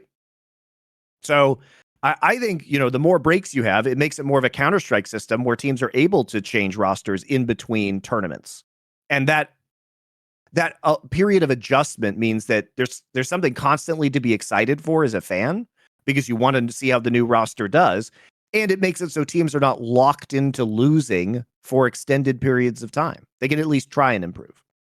I've just looked it up now, and there's a piece of information. I looked up another player that's available at the end of this year with his contract. And so did you say Lehens is available as well? Yeah. Right. Well, here's the lineup I would make for 2024. Are you ready? There's one position I'm not going to fill. You guys can fill it. The top laner of this team is anyone who just plays tanks. That's it. You can pick who it is. Pick any LCK Korean player. The rest of the team goes like this, Monty. I've looked it up. This is all correct. I'm going to take Tarzan jungle. I'm going to take Chovy mid lane. Don't try and preempt me. You don't know where I'm going with this. I'm going to take Viper as my AD carry. I'm going to take Lehens as my support. And you know what? You're not going to believe this. For coach, I'm going to take CV Max from KDF. So basically, in spoiler, essentially, I'm actually making a no swords club. It's Griffin again. But now, because it's 2024, mate, that lineup actually looks sick now. That actually looks fire now in 2024. That looks fucking sick. I mean, you could also take Kiin and just force him to play tanks, because I don't think he cares. He's been totally fine. Yeah, he'd win everything, wouldn't he? That's, by the way, that's how you know what an insane set of talent that Griffin team was. Dude, in 2024, that would be a good lineup, like, for real, like that, except for maybe Lens. There's not even any memes on that team. Like, they're all fucking mega. Griffin reunion. Yeah.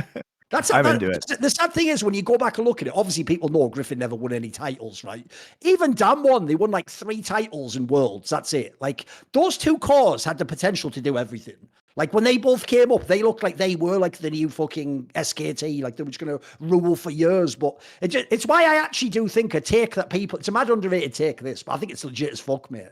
I actually think the history of League of Legends for Korean League of Legends players is ruined by Faker. Because you know how in basketball, almost every like discussion about a star player is ruined because Michael Jordan never lost a finals. So now if you lose one finals, they treat you like you're a bomb in basketball. So, well, Michael Jordan didn't lose. Well, because of Faker, right, being so clutch for all those first like 4 or 5 years, it means that everyone just assumes all Koreans are mega clutch, whereas actually they're not, dude. Like, they have the same amount of problems everyone does. Like, we just had a discussion about Peanut earlier. It took him fucking years to get legit in those scenarios. You think about some of the people in teams like Griffin, like, dude, they used to be in the finals every split and still not win. Like, it's one of the most overrated things. I think what people mistook was this: Faker is mega clutch, and then in general Faker's teams take on that quite. It's actually why this era of Faker's teams not being clutch is also so sad. It shows that he doesn't have the like potency as an individual star to sort of carry you over the moments when people shit the bed or whatever, you know.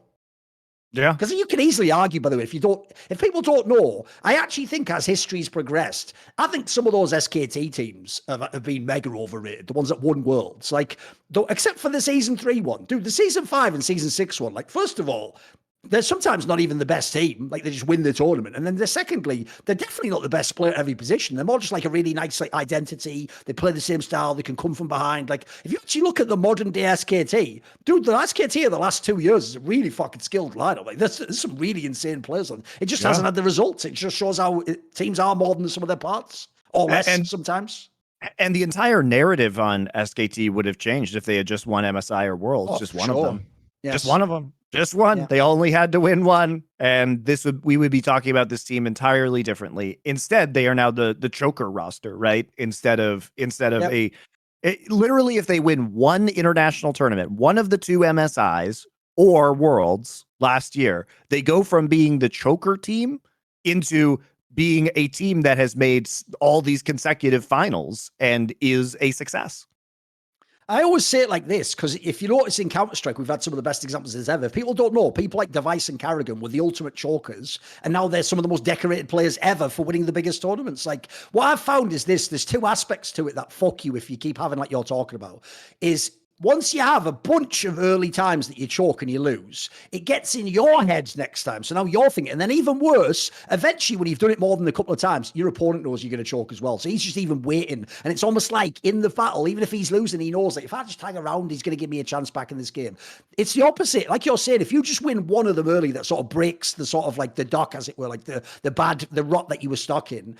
all of a sudden your opponent doesn't think, oh, you just won the last championship. He wouldn't think that way, but you yourself think, well, I've come through it before. Because if you don't know, guys, the two examples I gave from Counter-Strike there, it went the other way around. Like, Carrigan now makes all the amazing calls at the end of the game because he just won so much. Device became one of the most clutch players at the majors. Like, you can actually completely 180 the narrative because, like I say, it applies to you yourself, but then also, like, people treat you differently because of how it went in the past. Because to me, the obvious one is that MSI one. If they just won that bullshit MSI with the RNG shit with online and stuff, no one would have had this conversation anymore. Whereas because they lost that one, mate, once they got to like game 5 against DRX, you already knew it was possible. Even though on paper they should still win, you were just like, oh, bloody hell, is this going to happen again? Is this going to happen again?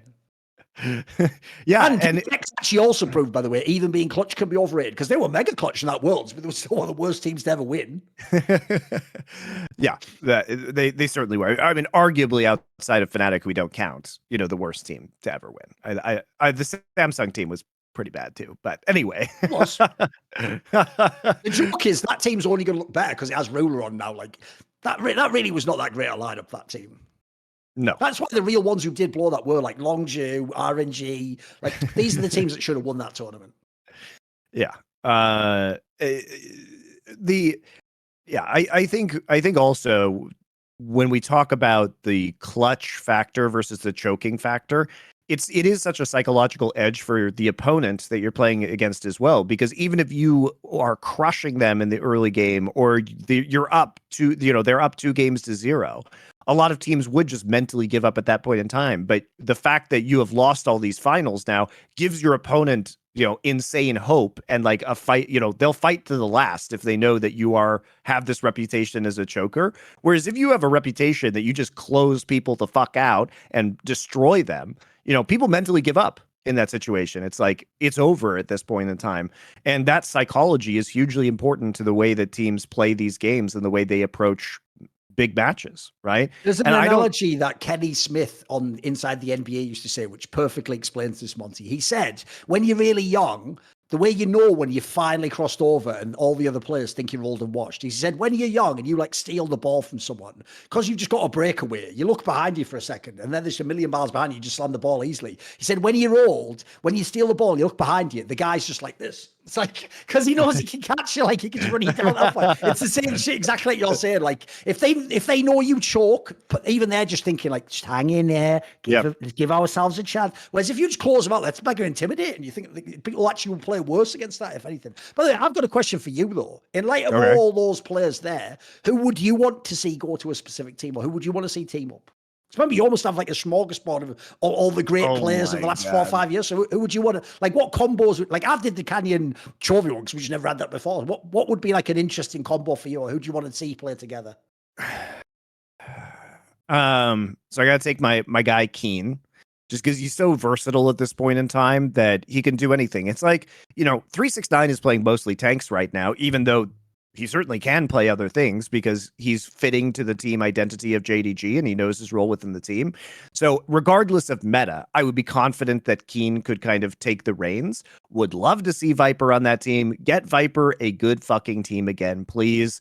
I would, either Lehens or Delight. I think they're both performing extremely well right now. If you pair those guys with Viper, I think there is going to be a really good opportunity for success. I also might be low-key interested in seeing Keria with Viper. That could be really fascinating from a meta perspective. Yeah, Keria hasn't been very good recently, but we saw his heights earlier this year in the spring. And I think mostly that's a motivation issue for Keria rather than that he is bad. He's mechanically excellent. So I'll take the Keria Viper combo. And with Kiin, then you know what? Fuck it, man. I'm taking Peanut and Chovy together because you need shot calling on this team, and Peanut at least will provide that. You have enough other star power that if Peanut does his job of pathing super well early and having that synergy with Chovy, I'll just keep that rolling. So there you go. Kiin, Peanut, Chovy, Viper Keria. Okay. There's a banger. There's a banger. I've got one for you. Mine also does work. I looked it up online. I double checked that it will actually be right in terms of all the availability. So what I would do is I would make a team of these players. And I'll just do some of them first for the free agents, so then we can get to it right. So in top lane, I would have Kiin as well. He's an amazing player, probably the best in the world. I'd have Canyon because he's just a beast at jungle. He can just define the whole team. I would have Keria as my support. He was maybe the best player in the world. He's just revolutionized support. And then what I'd do is for mid lane, I would have Froggen, and then I would have Upset for AD carry. Now here's the thing: for the Korean players, that really sucks because I've ruined the team for you there. But this is just my teams. I'm making it for my own pleasure, and they're all available. Upset's contract ends at the end of the year, so that's a team I would make. Drag Froggen out of retirement.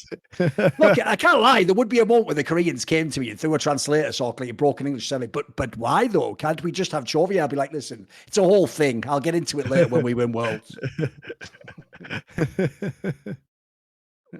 Also, I'd just love to see a thing where they're like, but Froggen, is he even good? Like, shut your fucking bitch mouth. He almost won an OGN when you were 4 years old. How dare you, Canyon? Or whoever the fuck would say that. Almost did win OGN, guys. Almost. Yeah. So LCK offseason, definitely going to be a banger. We will be keeping our eyes on that, guys, as it unfolds in the post Worlds landscape. We are going to actually have a lot more summoning insight in the offseason this year. Turns out we have some new sponsors that want this content. So congrats to you guys.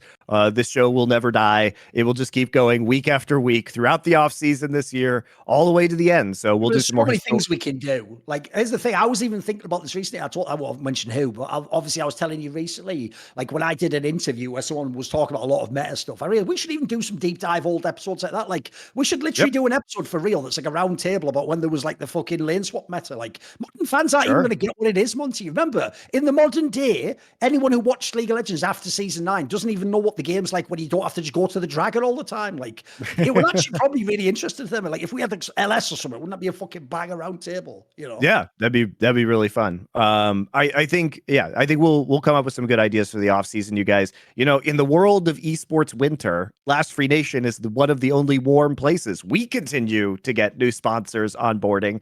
So thanks for supporting those sponsors. In the esports really winter, we're the Starks. That's all we need to know. AKA Riot Games. We're just sitting in our castle in the north warm while the world burns around us. Yeah, just let them all fight it out in a bloodbath down south, right? We'll just hold up. Obviously, evil geniuses can just be fucking Daenerys Targaryen in it, just fucking killing everyone, just ruining just a woman out of control. There you go. So yeah, we will make more of that kind of content during the off season. So we'll keep an eye on that, and I'm very excited to see how this plays out. How many of these players end up going to other regions as opposed to staying in the LCK? I don't think there's a lot of cause to panic because I think most of these players are going to stay in LCK at the end of the day. The thing is, though, like I say, if they're going to apply all those rules, if you are the LPL, this is the time to go hard as fuck at any of these players. Like, if you want Viper back or something, or Chovy, this is the when you go hard as a motherfucker. Sure, but the LPL also has the same luxury tax, right? So yeah, but they're going to be. They have actual billionaires who might be willing to pay it. That's whereas true. The Korean team, like, they might pay for a super team, but they're not going to be as frivolous. You imagine, you know? Sure. Yeah. So interesting times ahead for the LCK. Like that story you told on that past episode about JDG, the amount they are spending, like that is actually 16 million. Like, look, it's one time ever it was worth it. Like, the team, it does look like it could be the best team ever, but holy shit, that is a lot of money.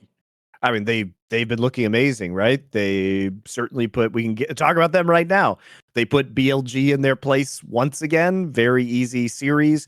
The LNG series was a bit more complicated, but they also had a bad day. A very bad day. It was JDG's very bad day. I really wonder on that one, by the way, mate, if in the first games, this is what I wonder, because I think JDG probably is one of the best scrim teams, if I had to guess. That almost looked like they thought they could just fuck around in the first drafts, mate. Like, they looked like they came into that series with a really weird approach, because by the end, they were just the better team, but like, they almost did throw that early on. So there are a couple things about JDG. We had seen glimmers of this, especially in spring, but Kanavi can have bad games.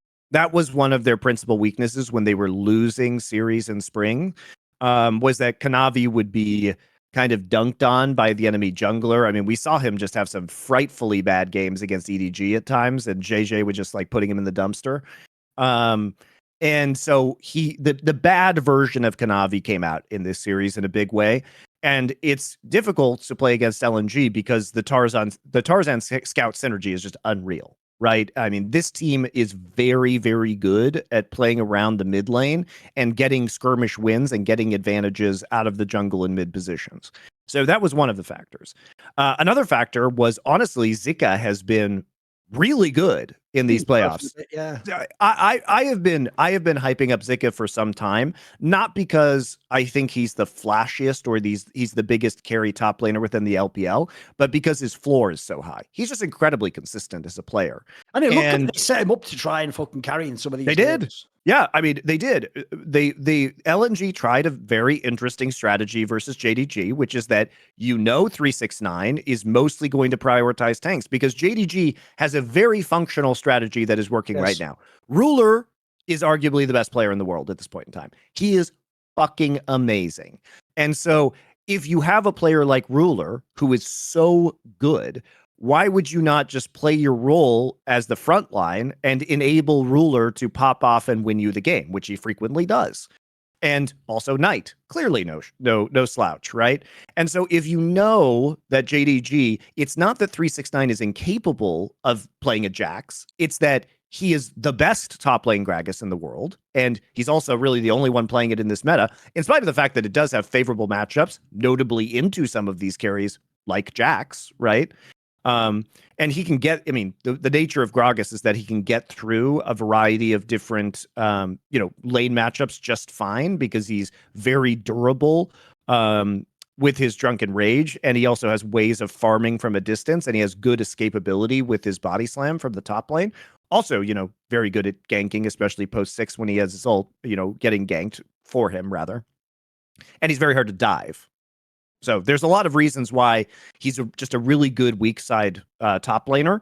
And on top of that, because there's so many AD mids right now, it means that you don't necessarily have to have your AP either coming from a Kai'Sa in the bot lane or from your jungler, where you might be playing, a Lilia or a Maokai with Demonic Embrace, right? And so it means that you have more versatility when playing your AD mid laners like Tristana or Jace, and then you can kind of have a little bit more freedom in your jungle picks. Ivern would be another kind of AP, another AP jungler, depending on how you build him, obviously. And so you get that AP damage out of the top lane instead, which does have value to mixing up your damage type within a composition, which is obviously necessary to make it more difficult for the enemy team to itemize. So there are all these factors, but back to JDG versus LNG. I mean, Zika was trying to big dick him playing Fiora, which is really, it was fun, and he was getting leads, and it was successful. And arguably JDG, the best game of that series was game 2, and arguably LNG should have won that game. They had every advantage. You also got to see the flaws of LNG, and the flaws of LNG are they don't always play out their team compositions win conditions very well.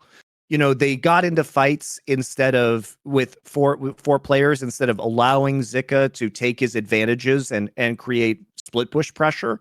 So they get drawn in sometimes in the mid and late game, and they aren't patient. And that is a very big flaw with them. So the complaint would be, why play the Fiora if you're not going to play the Fiora properly?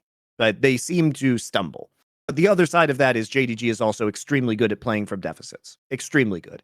And if the JDG is such a good team that if you give them one opportunity back into the game, they just win. So you have to play almost flawlessly against them. That's like what I was discussing earlier, because that's another example of what we were talking about with the choking / being clutch example. JDG themselves, because remember, they've never lost a best of 5 this year. They have that insane confidence they can always win every game, even without the tools even behind in the game. But so does their opponent. That's the worst thing. Their opponent knows. Like it's like the old SKT. If you're only a few K ahead, you're just even. You don't even feel like you're actually. It's a 2015 SKT, right? just like you saw at MSI, it's mind fucking you because you're thinking to yourself, like, but I should really want to take this fight against them. Like, I'm actually ahead. And it's like, you're not though, because remember, here's the other problem. It's not just those champions you're playing. You are playing Knight and fucking Joe and fucking Viper and 360. You're playing the most cracked out players there are. Here's a stat and a half for you. I looked up right now, Monty. Over the summer season and the playoffs, Ruler is 16-1 on Xayah. Yep. That's he's crazy on that insane, mate. Think about this. That's the nightmare right there. That's why you can't beat JDG, by the way, because they've already got all these other amazing players at pretty much every role. And in every team fight, you're trying to, it's like old school records. You're just trying to reach towards this fucking Xayah, like, please. And you can never get there. And he's just killing you with all the feathers 24/7. Like, that's a nightmare, mate. Like, that's going to be so, because think about it, right? The ultimate player, if you can protect him to carry every game, is the ADC. If you have like the final boss ADC that's powering up, that's the other reason, Monty, why even if you get like a lead in top lane, you don't feel like you can actually win the game yet because the final boss is waiting. When that team fight comes, Ruler's going to be there. And if he has any fucking CS and items, you're in a really hard spot. So it's why this team, I actually find it really satisfying to watch. Like I told you, like on the Competitive Edge episode, mate, any team that can fight from behind is probably the most compelling teams to watch in League. And they're the best teams of all time. Like those are the squads you think of that are truly great. They can always come back from the 3K deficit, like a dragon back and stuff. That's the best to watch. JDG is mega entertaining. And you know, it varies year to year, but historically in League of Legends, I would imagine this would be an interesting exercise if anybody wants to do it. I will not be doing it, but if any of the fans want to do it, here's an interesting exercise for you.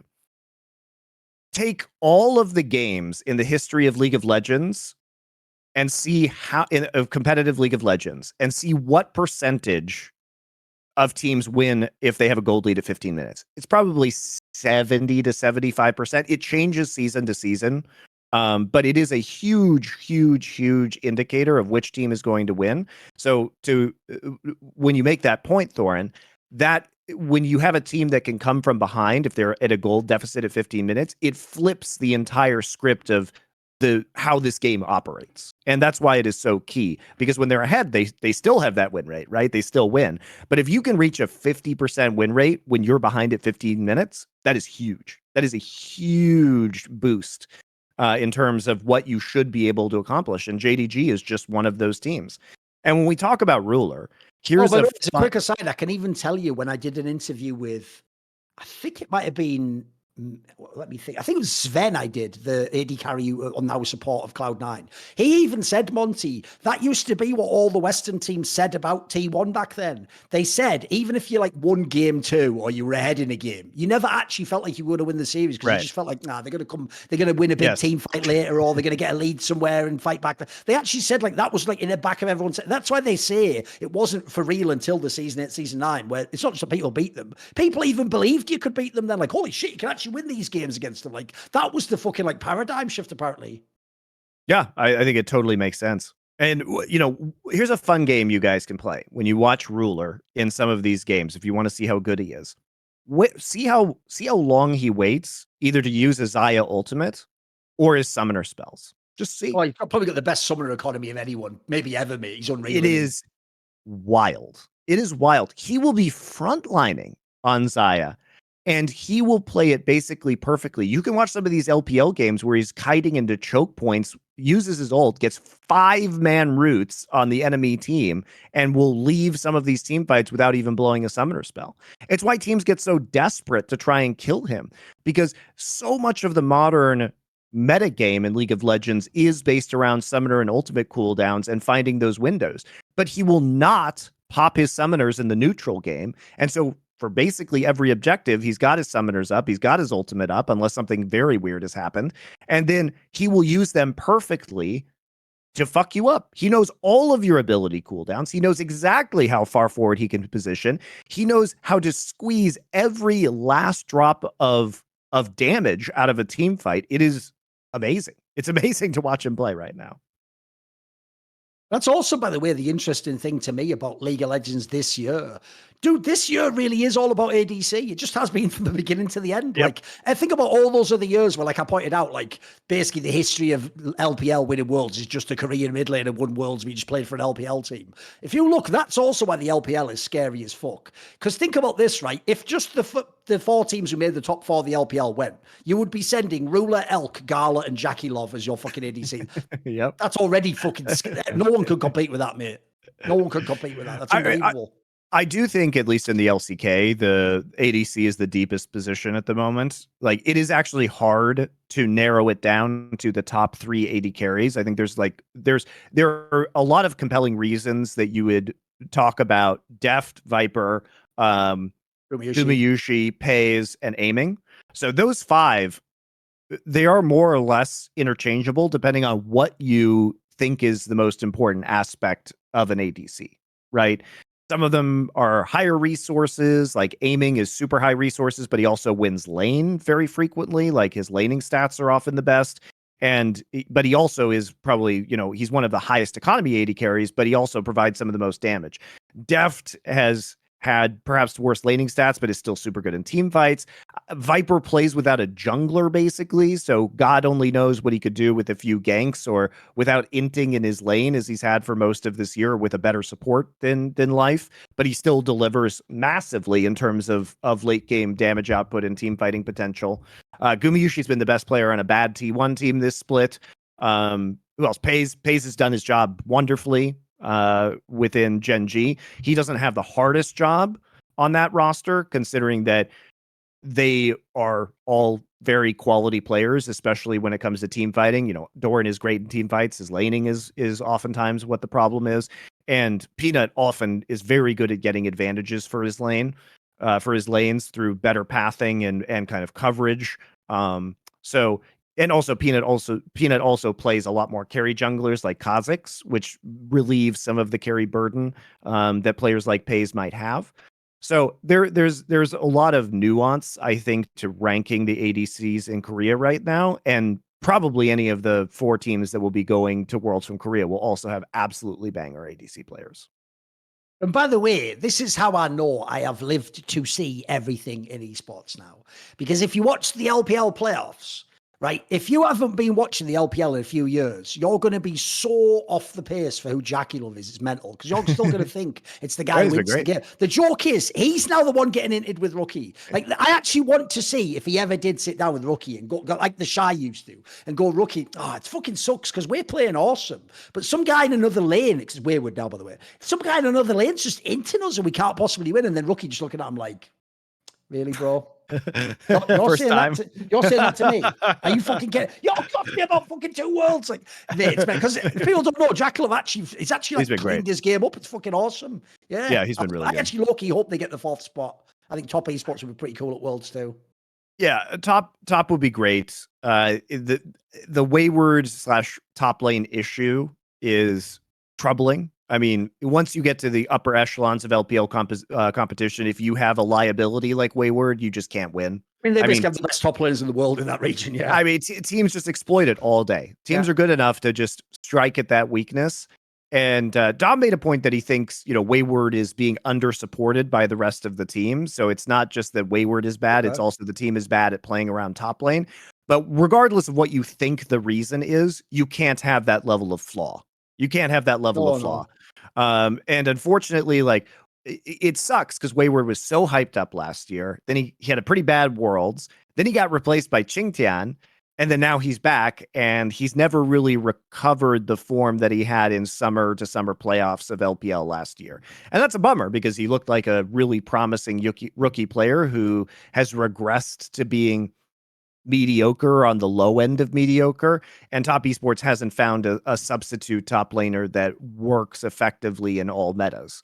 Because while Qingtian had very high highs, he also had a limited champion pool and some pretty low lows. So, it's hard to justify, I think, keeping him within the roster if Wayward was going to perform. So, yeah, I don't know. I think it's I think it's rough right now for top esports, even though Jackie Love has been really stepping up his game and has become pretty consistent throughout this split, and especially into playoffs as time has gone on. But they still should be a comfortable favorite to take the 4th seed from China. All the other teams that they would be playing against are seriously flawed as well. It's only really the top 3 that I think are very, very good at the moment. And if anything, the big shock of this split has just been that BLG fucked up and didn't make the finals. It was right there. It was right there for them. They played so bad in that series. I thought that was the problem. So that series, wasn't able to catch up on the LNG BLG series yet from yesterday. So I can't.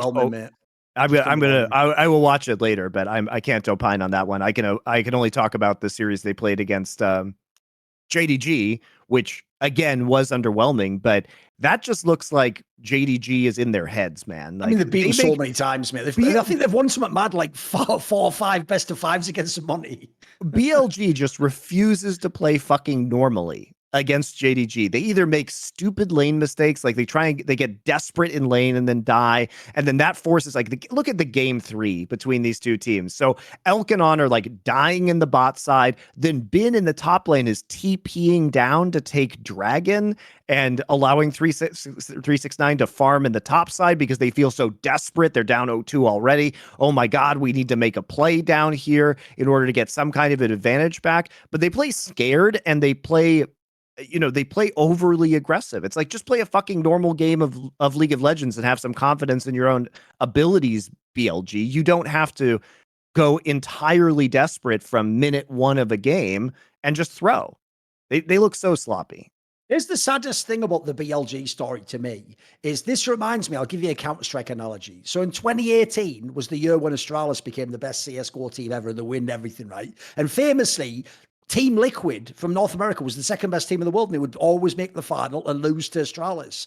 And the saddest thing I always used to say to the Team Liquid guys is everyone's going to get on your ass about the fact you don't beat Astralis. And I said, but the saddest thing really is, why does no one else ever fucking beat them for you when you can beat everyone else? So the problem if you're BLG is this. BLG might be the 2nd best team in the world. They actually could win worlds. Their problem is they can't beat JDG, and at the moment no one else can. So their problem is they actually really need like fucking KT to turn out to be like beat him in the semis. If that happens, BLG can win worlds. The problem is if they have to actually just themselves beat JDG, no one can do that right now. It's the conundrum, right? Yeah, they're fucked. Because know there are years where that obviously happens. You don't actually have to be the best team. It just depends on what the bracket is, right? And having seen the previous LNG BLG series, like I just don't think that. JDG LNG series.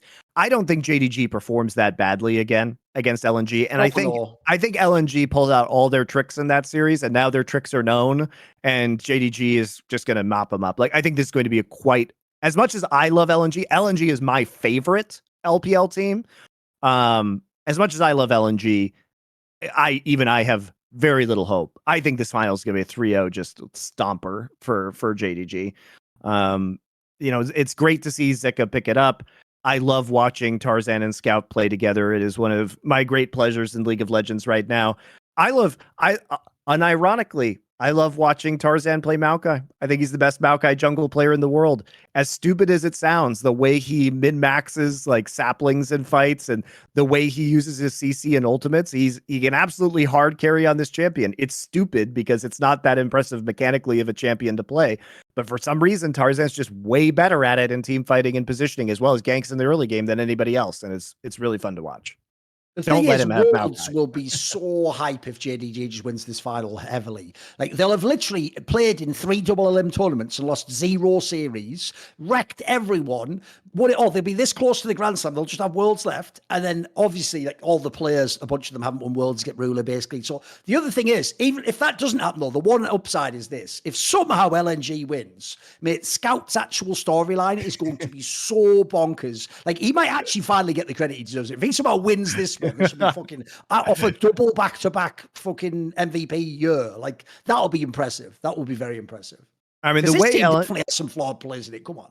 Yeah, the way, well, not really anymore, I would argue. I mean, since Gala came into this roster, the expectations for them have been high. Well, but you're not supposed to be able to beat JDG. Look at their they actually have like probably the greatest lineup ever.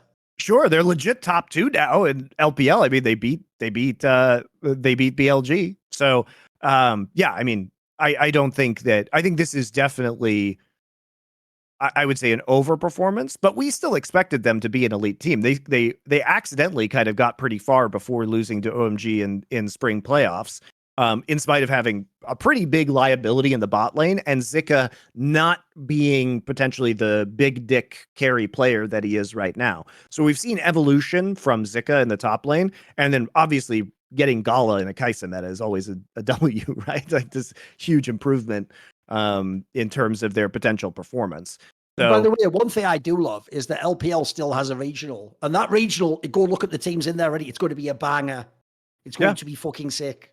Yeah. It's like a mini playoffs of its own with best of 5 series. It'll be good. It'll be good. And also those teams are kind of flawed that are in there, right? Outside of those top 3 teams. So it'll be interesting matchups, I think, in terms of shadow boxing and weaknesses and strengths that teams will be able to exploit. So it'll be an interesting bracket. The thing that makes the LPL the most compelling to me is like if you look at that regional, you look at the teams there, like obviously every one of them's flawed. Like EDG, like the 4-4 guy can just fuck it up anytime he wants. Yep. Top has Wayward, Weibo, like the Shy can just lose any game he wants. But here's the thing, all of those teams have at least 1 or 2 carry players who they only have to win 2 series, by the way. They on 1 series, I think. They can just they can win you a series, mate. They can just have a 1 pop off there and get you through. That's why it's gonna be super compelling to me.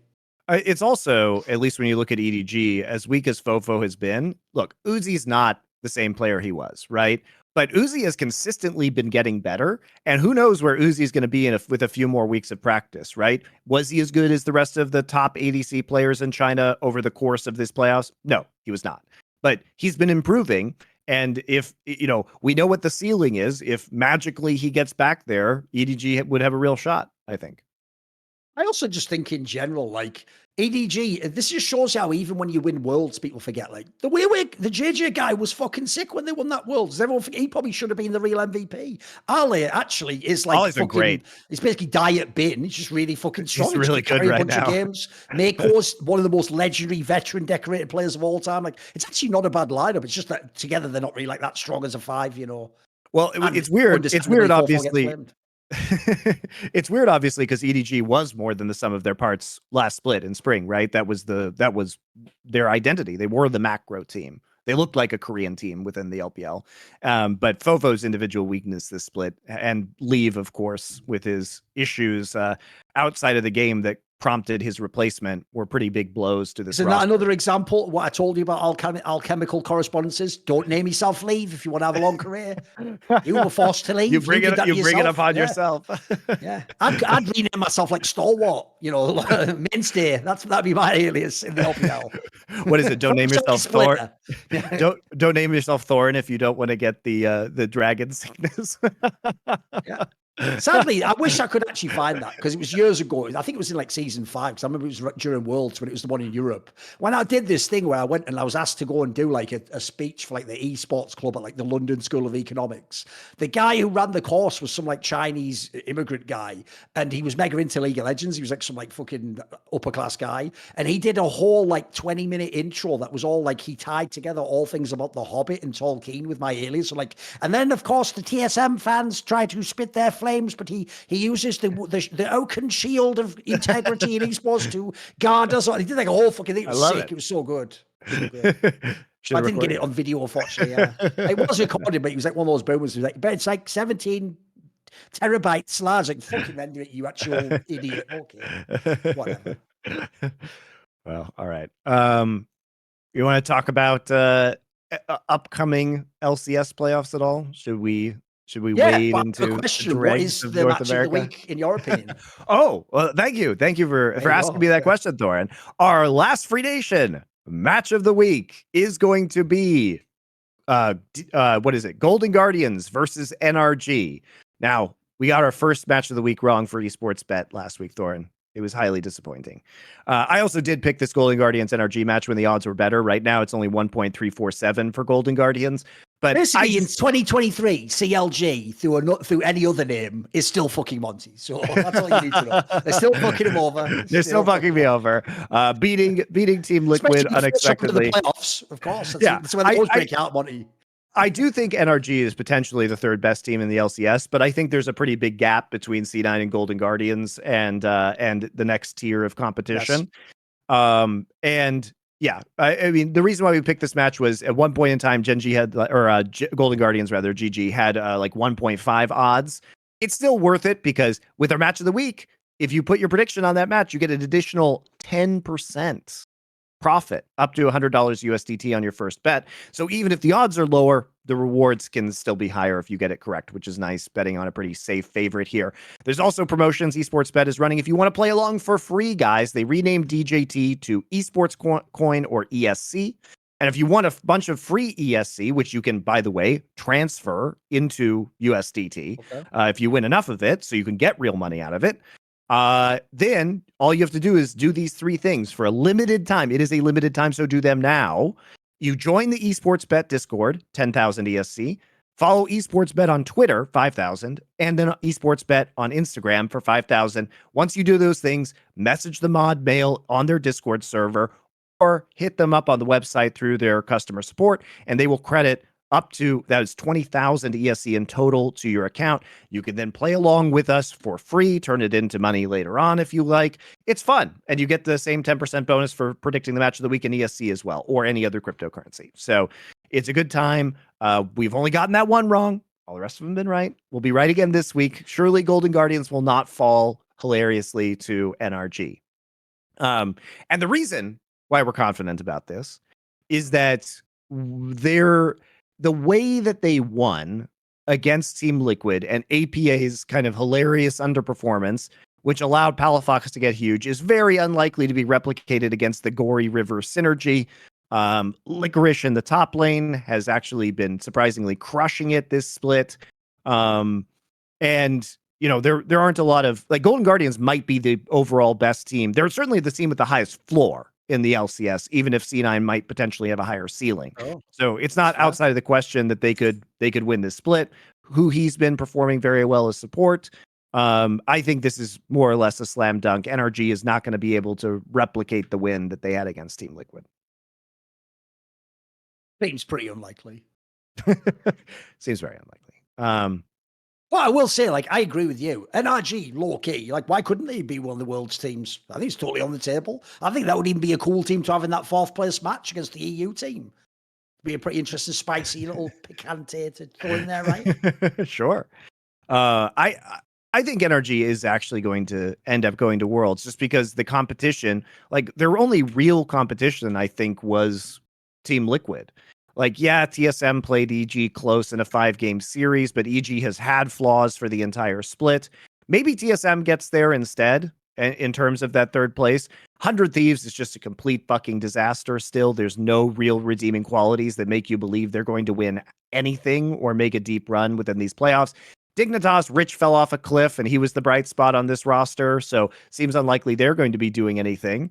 You know, maybe EG can come through, but I think NRG is a more well-rounded roster than EG's right now, and we've seen what happens if you neutralize Jojopian. So I think the top four teams, you know, it's basically like Golden Guardians, Cloud9, and then TSM, NRG, and EG, who are going to be duking it out for potentially the last couple of slots to even attempt to qualify for the World Championship.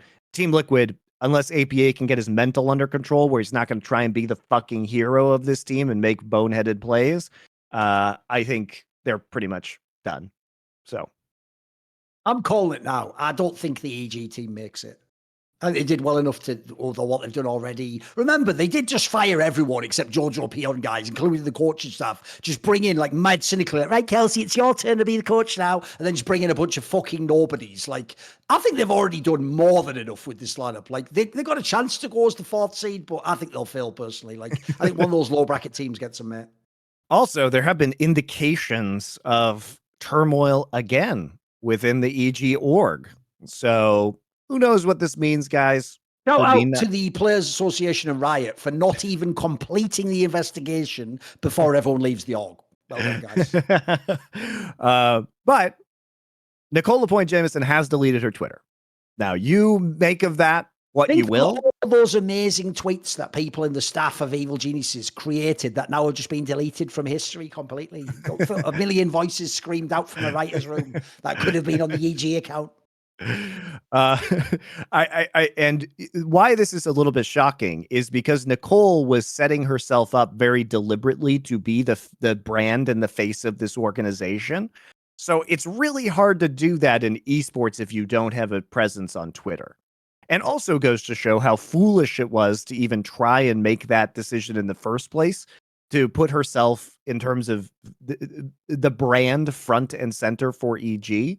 Because Here's if the that's problem, Monty, is this is where I actually fucked up, because I went and I had a cursed monkey paw scenario.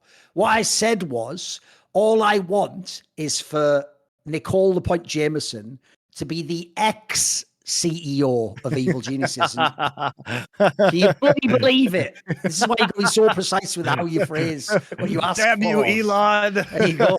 See, it did happen, but it's not in the way I wanted. That's the problem. So there you go. Yeah, it make of this what you will. We don't know for sure if she's out. We don't know if we're just really hoping, guys. And if that happens, by the way, we will have another victory parade for the EG Holy War, which will have officially been won. We will have been 2-0 in Holy Wars. But also, by the way, everybody hates us, even though we're constantly proven right about who the bad faith actors and shitters in the scene are. Weird how that works. It is outrageous, though, that investigation has never... You'll never be, mate. They'll never. Same with the Reggie one. When's that going to be finished? Well, like, mate, this is like... I mean, that one was finished. This is ridiculous how long they take, though. Like, how many years? Like, mate, they make it seem like... I'm going to make it sound way cooler than it is. They make it seem like Reggie or Nicole LaPointe Jameson is just in a room, like on True Detective. You know, the conceit was like years later, he's talking to those police chief, like people like, oh, and then what's going on? What were you doing then? And he's like telling old stories. Like, well, the thing is, inside everywhere, there's a monster. Like, they make it sound really cool. Like, all they do is this, right? They just contact people like, do you need anything? And then they get like the most shitty evidence and like reports back. And then they sit on it for like a year, 9 months, 6. Like, you could resolve all this in like a month, mate. The joke is like Richard Lewis would get it all done in 2 weeks if you just had him on the fucking task, wouldn't he? Well, they clearly don't want to resolve these cases, mate. They definitely don't want to find people guilty. That's for sure. You have to pay a law firm $100,000 in order to actually do these investigations. You know what I mean? Sounds like the biggest waste of money in a while. Well, to be fair, I would rather have Riot pay $100,000 to a law firm than do the investigation themselves, because I personally know how it turns out when they do the investigation themselves, which is rife with incompetence and bad faith. Here's what I'd rather they do. I actually think it's a positive, Monty, that Riot can abuse their power. Now, in your case, they did it in a really fucked up way, but they set the precedent there that in your case, if they really don't like you and something you've done, they don't have to go by the law or any rule.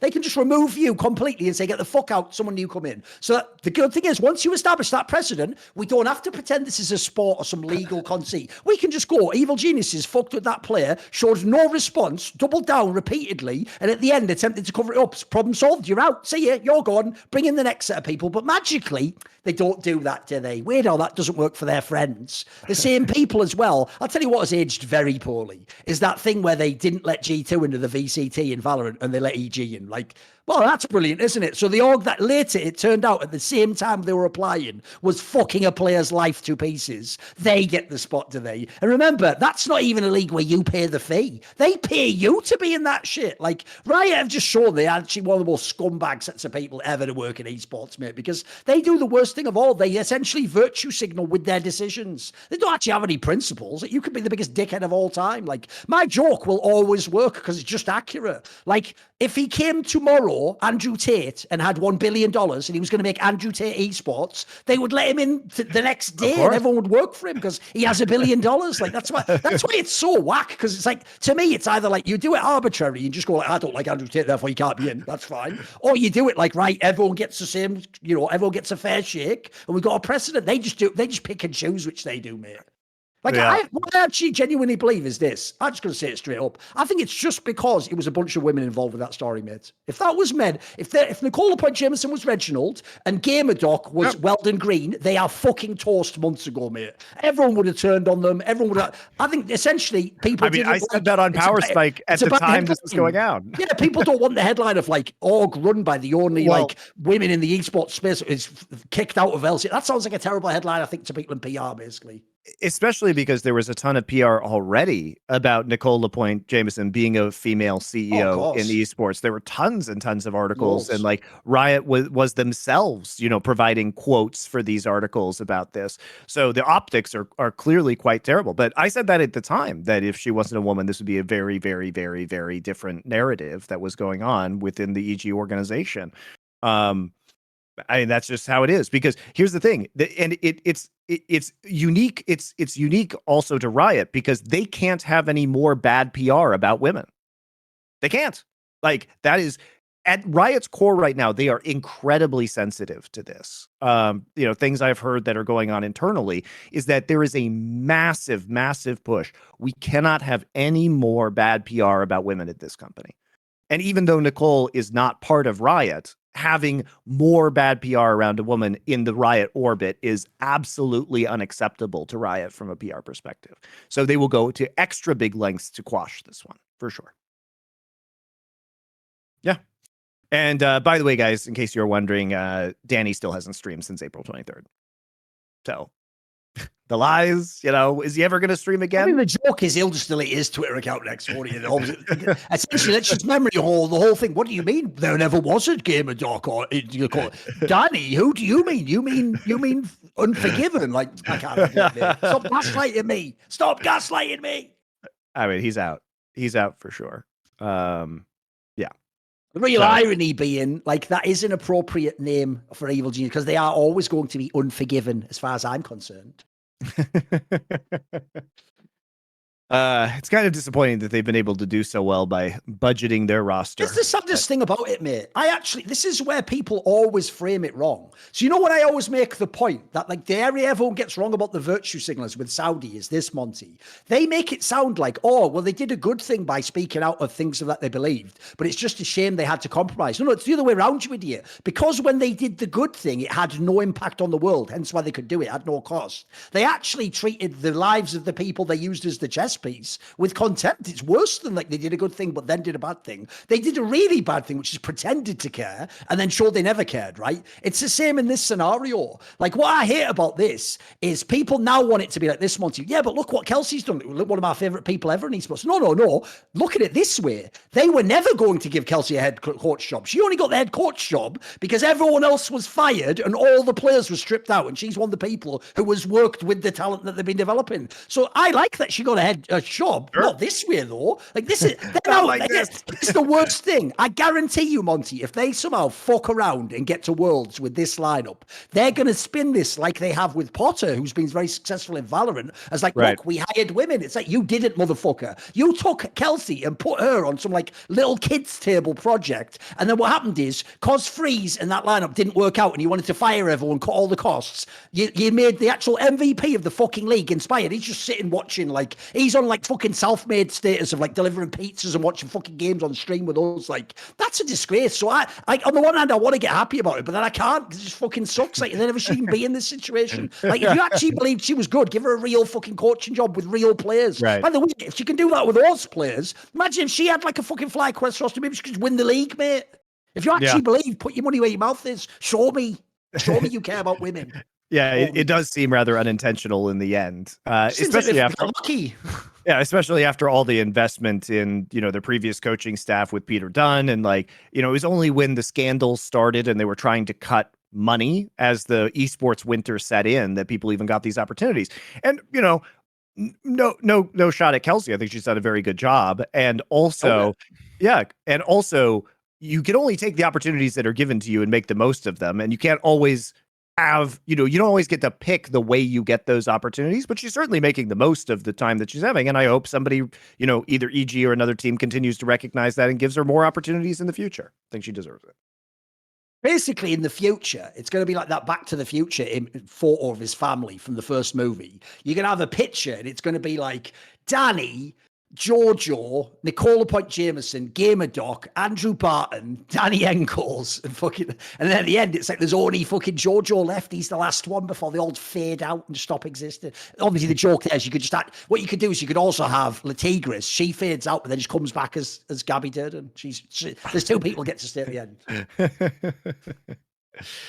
end. Okay. Should we What else should we talk about? LCK real quick. I mean, there's not that much to say about LCK at the moment. LCK We're just kind of waiting for playoffs to start. Balls waiting for the big playoff games, basically. But it is going to be mega when it gets to them. I mean, like, hopefully, if you look at some of the possible matchups, this could be really fun playoffs.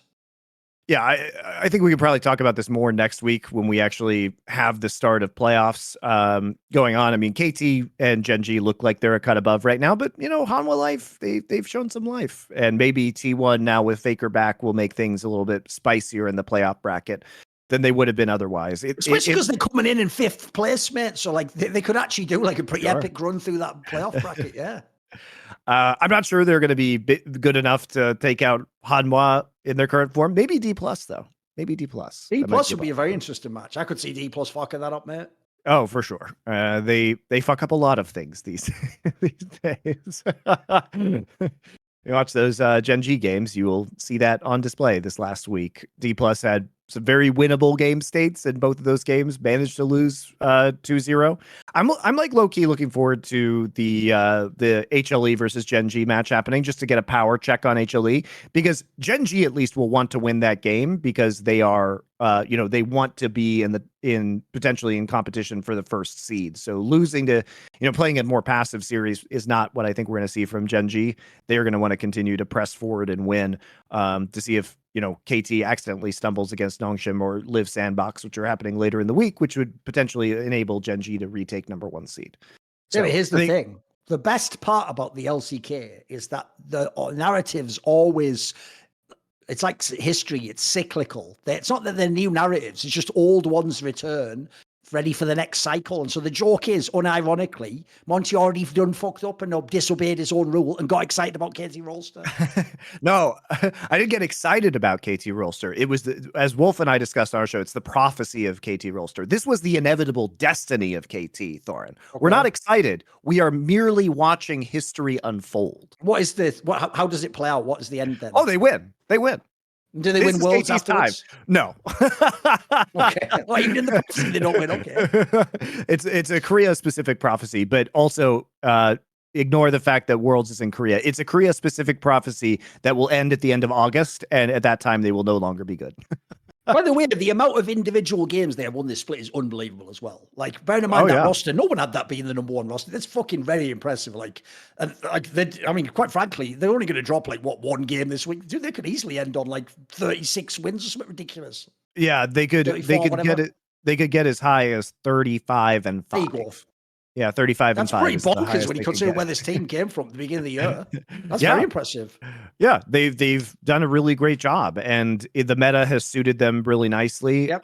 They're a really complete team right now, which is not really, there's some very glaring flaws in all of the other LCK rosters, including Gen G, but mostly that's just Doran's laning phase. And if sometimes Thorin just pops off for a week or two and has a very good laning phase, and then all of Gen G's big problems kind of disappear.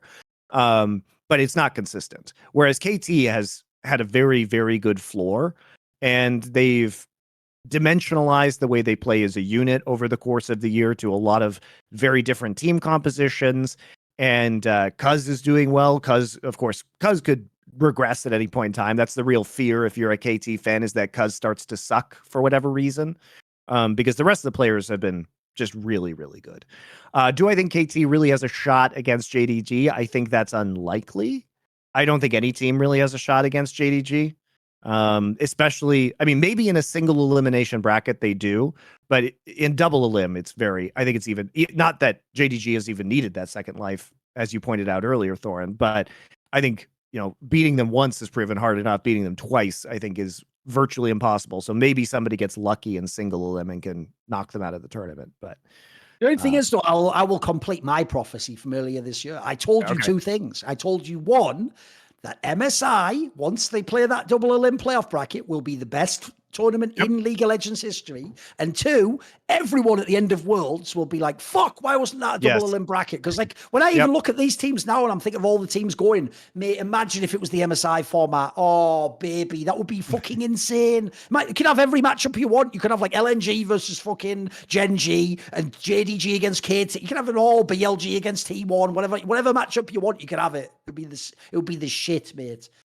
Yeah, and we don't know what patch Worlds is going to be on, so it's hard to know, which teams are going to be activated. But if the meta doesn't change very much, KT looks great. They look great. I love watching this team play. It's so satisfying to see Kiin's career be revitalized after a dumpster fire of a year last year. And aiming continue on with his success. Them getting Lehens over from Gen G and making that roster change has been really good. Lehens has been excellent in this kind of engage meta so far. So I hope they are competitive. Like I do hope we get a 5-game banger between them and JDG at some point over the course of the World Championship. And I hope KT can take the title. This is the first time EDD becomes a world champion. He deserves it. No one had that on the bingo card. He's in the MVP conversation for sure. This split, he's in the MVP conversation. He's been really, really good. And I think I hope KT is going to be at least competitive, the most competitive team at the World Championship.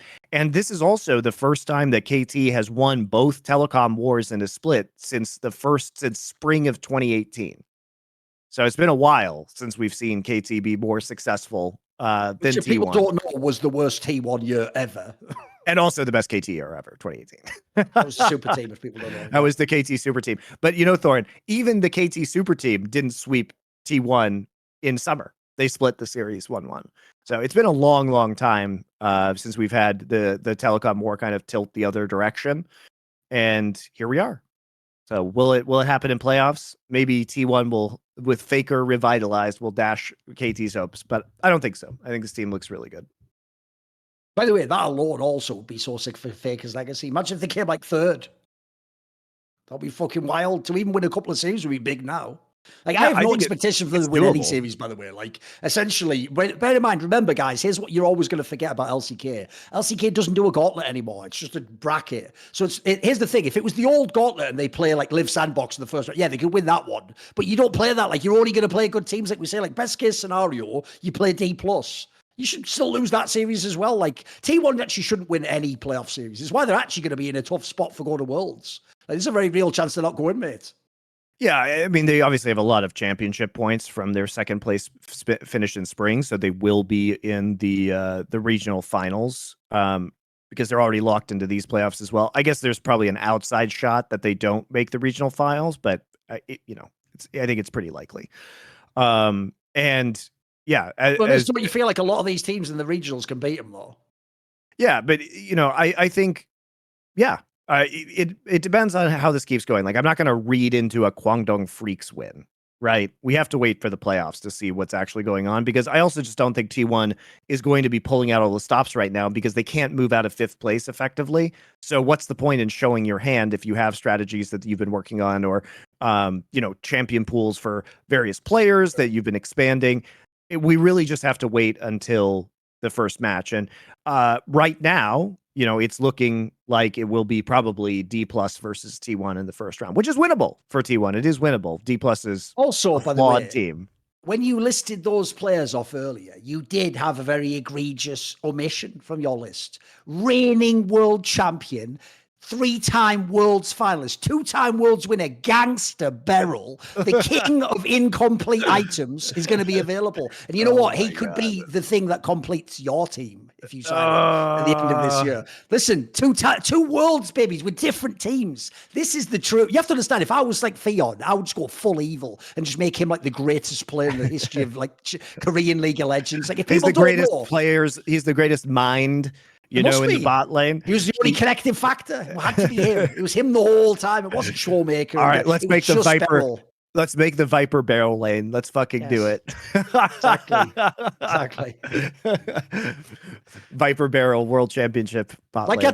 I'll just tell everyone, because it's going to be so old, no one's even going to remember it. The piece of content that might have tilted me the most in the history of esports was after Samsung White won Season 4 Worlds, Theon wrote an article about Looper where he literally, this is like the worst NFL Reddit tier nephew angle ever. He just took team wins on a champion, and he treated that as though that showed you how good you were on the champion. And it's not a joke, Monty. He actually showed that Looper was better than Flame, because like Looper had like a better like win rate because his team won every fucking game. Meanwhile, Flame was on like sus version of like Blaze at the end. Like, and this arc, he actually tried to argue that, like, look, and he made it sound like actually Lupo was the GOAT of top lane, because not only did he have all these insane winners, then you're like, look, and then he can play like Singed and stuff. It's like, you actually everything wrong with esports for you. Why are you doing this, mate? Like, you can be so much better than this. This is so whack. Because you know when they still do that to this day in the NFL, when they go like, you know, Aaron Rodgers only has an 8 and 9 win rate in the playoffs. Like,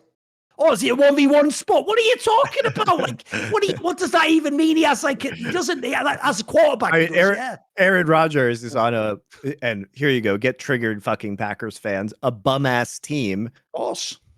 Now, we can like the fact that the Packers are owned by the fans and have such an insane history, and you know the you know, kind of aura around Lambeau Field. The aesthetic's cool, yeah. Yeah, it's cool, but you know what? When it comes to actually being an effective ownership group where you're a billionaire who can put guaranteed contracts together for players, which makes it more attractive to play for you, the Packers are kind of a bum ass owner team. And they've had success through the draft, but rarely have they been able to offer the same kind of, you know, guaranteed deals or free agent signings that other teams have been able to offer. And so they're constantly playing with a disadvantage. And on top of that, holy fuck, is it even Aaron Rodgers' fault? His coaches won't even let him win the big playoff games. They literally prevent him from being the man and making the plays in the clutch situations. He's actually gimped by his team a lot of the time. If you're going to even say that line, you should have to add in the context, like coached by Mike McCarthy, and like give me a fucking break. I know. and then they troll him by like taking Jordan Love in the draft instead of trying to take players that will, I don't know, give him someone to pass the ball to. It's actually sad. I hope he does well in the Jets. Got a good chance. Apparently, Devontae Adams might go. That's the rumor. So we'll see. That'll be the reunite. The dream.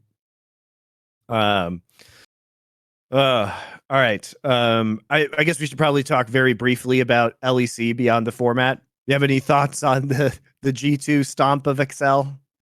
This is why, unfortunately, look, for people like Odo Amner, I think it's cool he made the final and like he fucking overcame all the bullshit with Koi and he had that slam dunk on him with the banter where he eliminated them for that's all cool. That was fun. But if I had to choose, if I could go back and replay that match, I need Fnatic to win that match, mate. Like, Fnatic vs G2 could have been interesting. Like, XL was so lackluster in this final, mate. It was just a fit game. That's why, by the way, another reason I also hate when underdogs make deep runs. Because if you are XL, you actually can, after the year you've had, go, oh, well, second place is good. I don't ever want that to be the fucking takeaway from a final, Monty. The takeaway from a final, ideally, is you're both contenders, so you both know if you lose, I could have won this one. Like, mate, I let this one get away. Like, that's the vibe I want after a final, whereas, like, everyone knew they were going to lose this final. It wasn't even vaguely as competitive as the upper bracket final. And then the way they lost, this was just a shit final, mate. Like, G2 were just made to look like 5 times better than them or something. It was ridiculous. And the one upside is this. The one upside, and C9 hasn't maintained this, they'll say it's only G2 in Europe, is at least their team actually does look levels ahead of the rest of the competition. We're not even talking just players. The players are all peaking as well for G2, but like the way they play the meta, the champions and lanes they can play, mate, the way they've run bot lane this year in Europe, like they're just way better than everyone else at their understanding of the game, it seems like. And we pointed this out on the last one, but like Mykles is the linchpin player of that team. Look at what he's done just champion and meta-wise this year, Monty. He's played it all. He's gone from enchanters through to like, he was the best Braum. He's already a god on Pike and Thresh and all that shit. Mate, the guy just runs the league. And remember, he wasn't even supposed to be on G2. They kicked him out 2 years ago. And Heimerdinger, you know, earlier this year. As well. He even played a fucking Jarvan game or something, didn't he? Like, wasn't there some ridiculous shit like that? I think Mickey X, as I tweeted, I think he is absolutely deserving of LEC MVP of the entire year. I think nobody has been as consistently good as Mickey X. His teammates have had various ups and downs, like Caps and Broken Blade have both been kind of garbage at times, but they've also been very good at other times. And maybe Mickey X hasn't hit the peaks that they have, but he's been amazing on this team. And while we've seen a lot of churn amongst the other teams in this league, G2 has consistently made the playoffs in the various splits. So, yeah, I think there is no player more deserving of getting a year-long MVP award, which I don't even know if they offer, by the way. I'm not even sure they're going to... Seems like they just got rid of all that shit, mate. It's so sad, isn't it?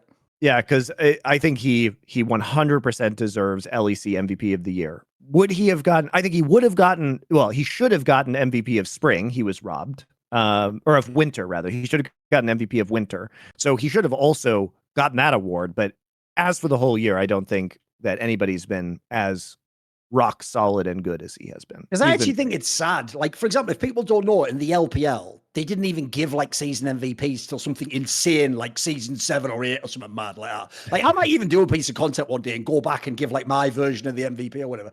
That sucks for history, dude. Like, look, we can certainly argue in some sports they give the wrong person the MVP. But I've always told you, I actually think for team sports, it is so important to have both MVP of regular season, and it has to be regular season so that you can't get fucked by your team being terrible. And then the other thing is you have to have like all pro. That's to always be that for every year, because that is your foundational first place you go to in history if you didn't watch that era to look at it. Like, I was even doing it on our show. If people didn't see the one where I do a basketball show now with Maui Snake on the LFN Sports channel, like one of the points I make, for example, where it's like a controversial pick, like, oh, Karl Malone's your power forward. Like, you do know he was like a 10-time all NBA first team player. 10 times. Like, you do know, like, I think the most in history ever, Monty's like 13 or something. Like, that's unbelievable. That essentially means you can say he's bad, but that means his peer group said he was the best for a decade. Like shit like that matters. Like, that is where you start these discussions. So I think it sucks that if we go back, someone would actually have to watch this show to know how good Mickey X was. They wouldn't be able to say, there's nothing in the league would show them. There's no accomplishment to tell you that. And the reason it also sucks as well, in my opinion, is because I'll give you a great example. Like, at least Mickey X won the championship. He's on G2. The guy who's going to be absolutely wrecked by this year is Larson from Koi. He might actually have been the best mid laner of LEC, but because Koi was so whack, no one will ever remember that dude. People will think this is the worst year of his career.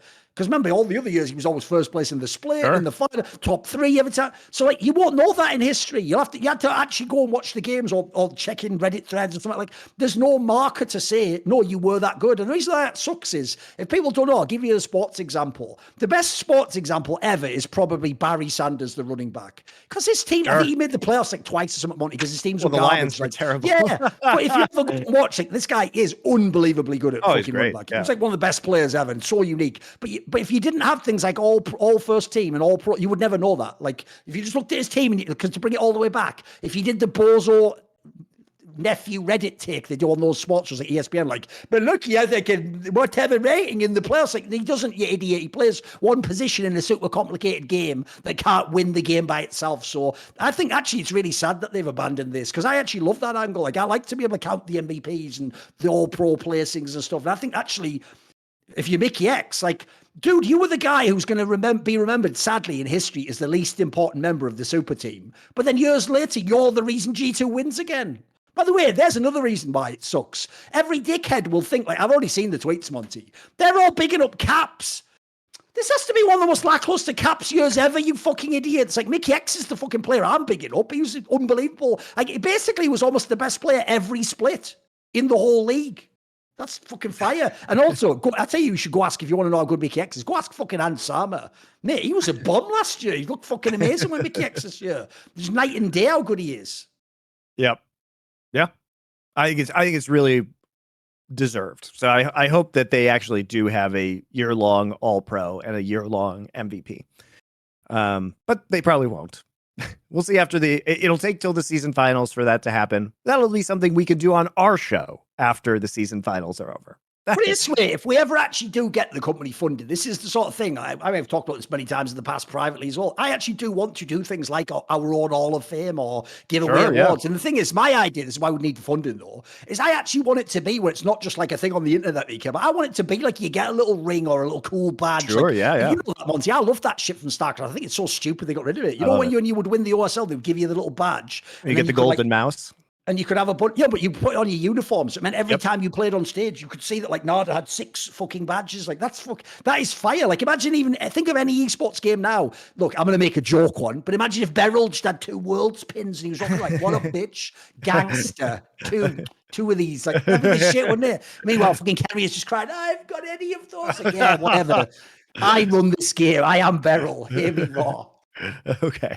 I can't handle as well, because the thing about Beryl is he's such an unassuming character. If you see what he looks like, he just looks like someone's cousin that's like, oh, is he playing with us? No, 2-time world champion, motherfucker. 3 worlds in a row. I can't handle it. 3 world finals. It's no funny. I know. I can't do it. It's all right. Surely the run stops here, Thorin. Surely the run stops here.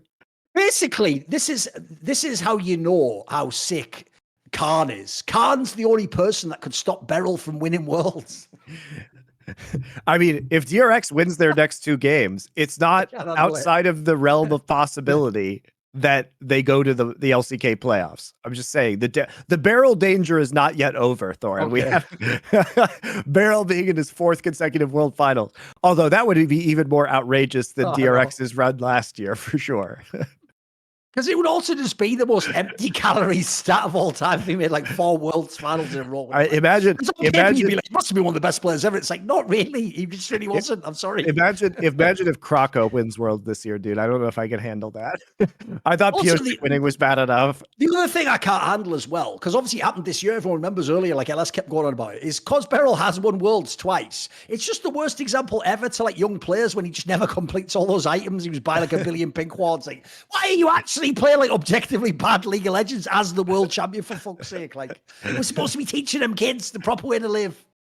He just knows which champions to pick and how to do rotations. He doesn't actually know what to buy.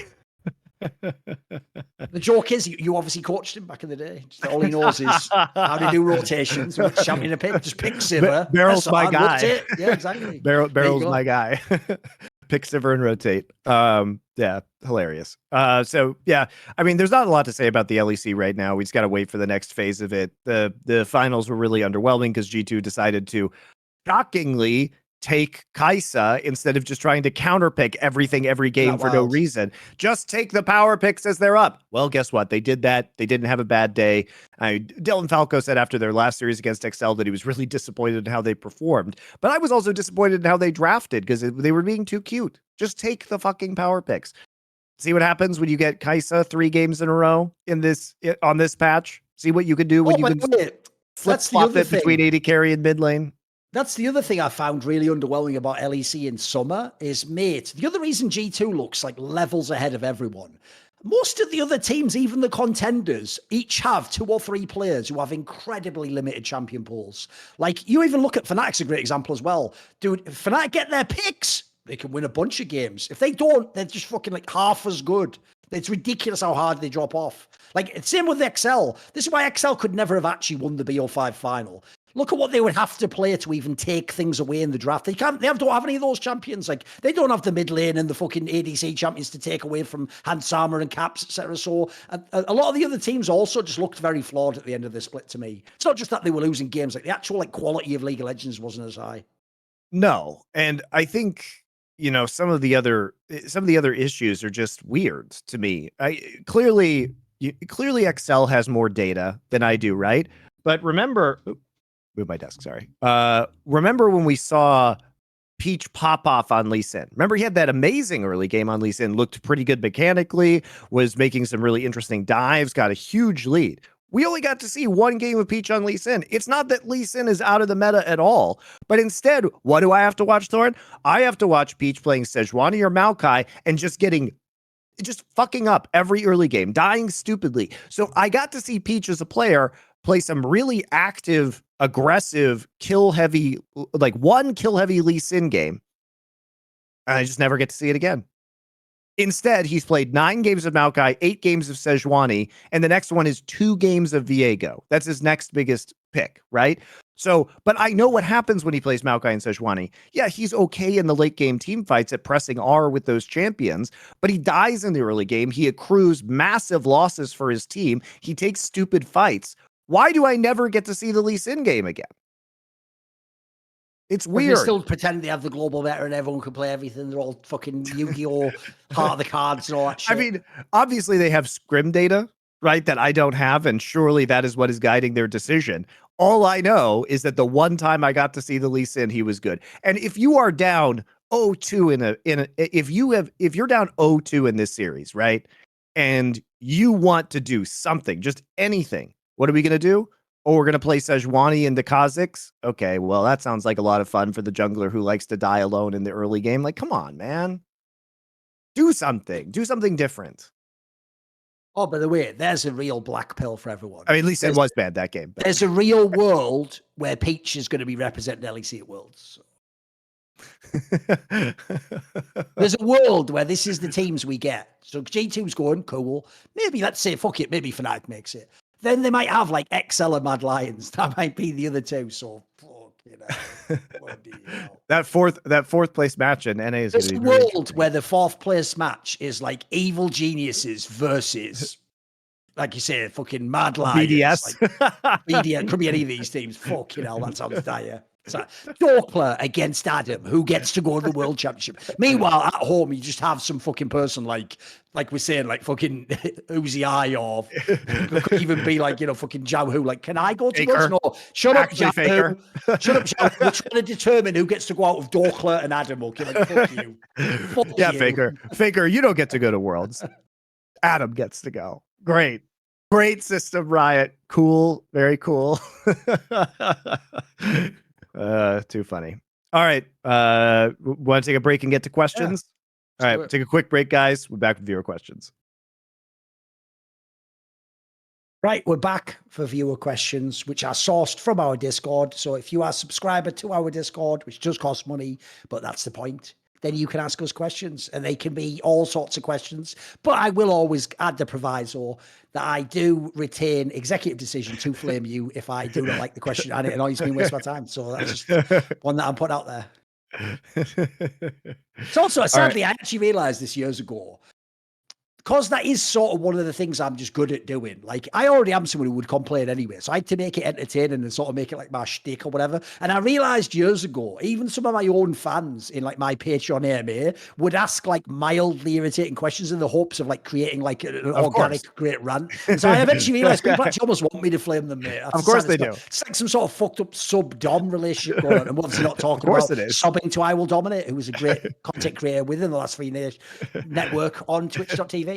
But instead, don't sub to him. Give us your Discord subscription, and you can ask us a question. All he does is just tell you your shit and that fucking, I don't know, Broken Blade's really good internationally and other such assorted lies. So, who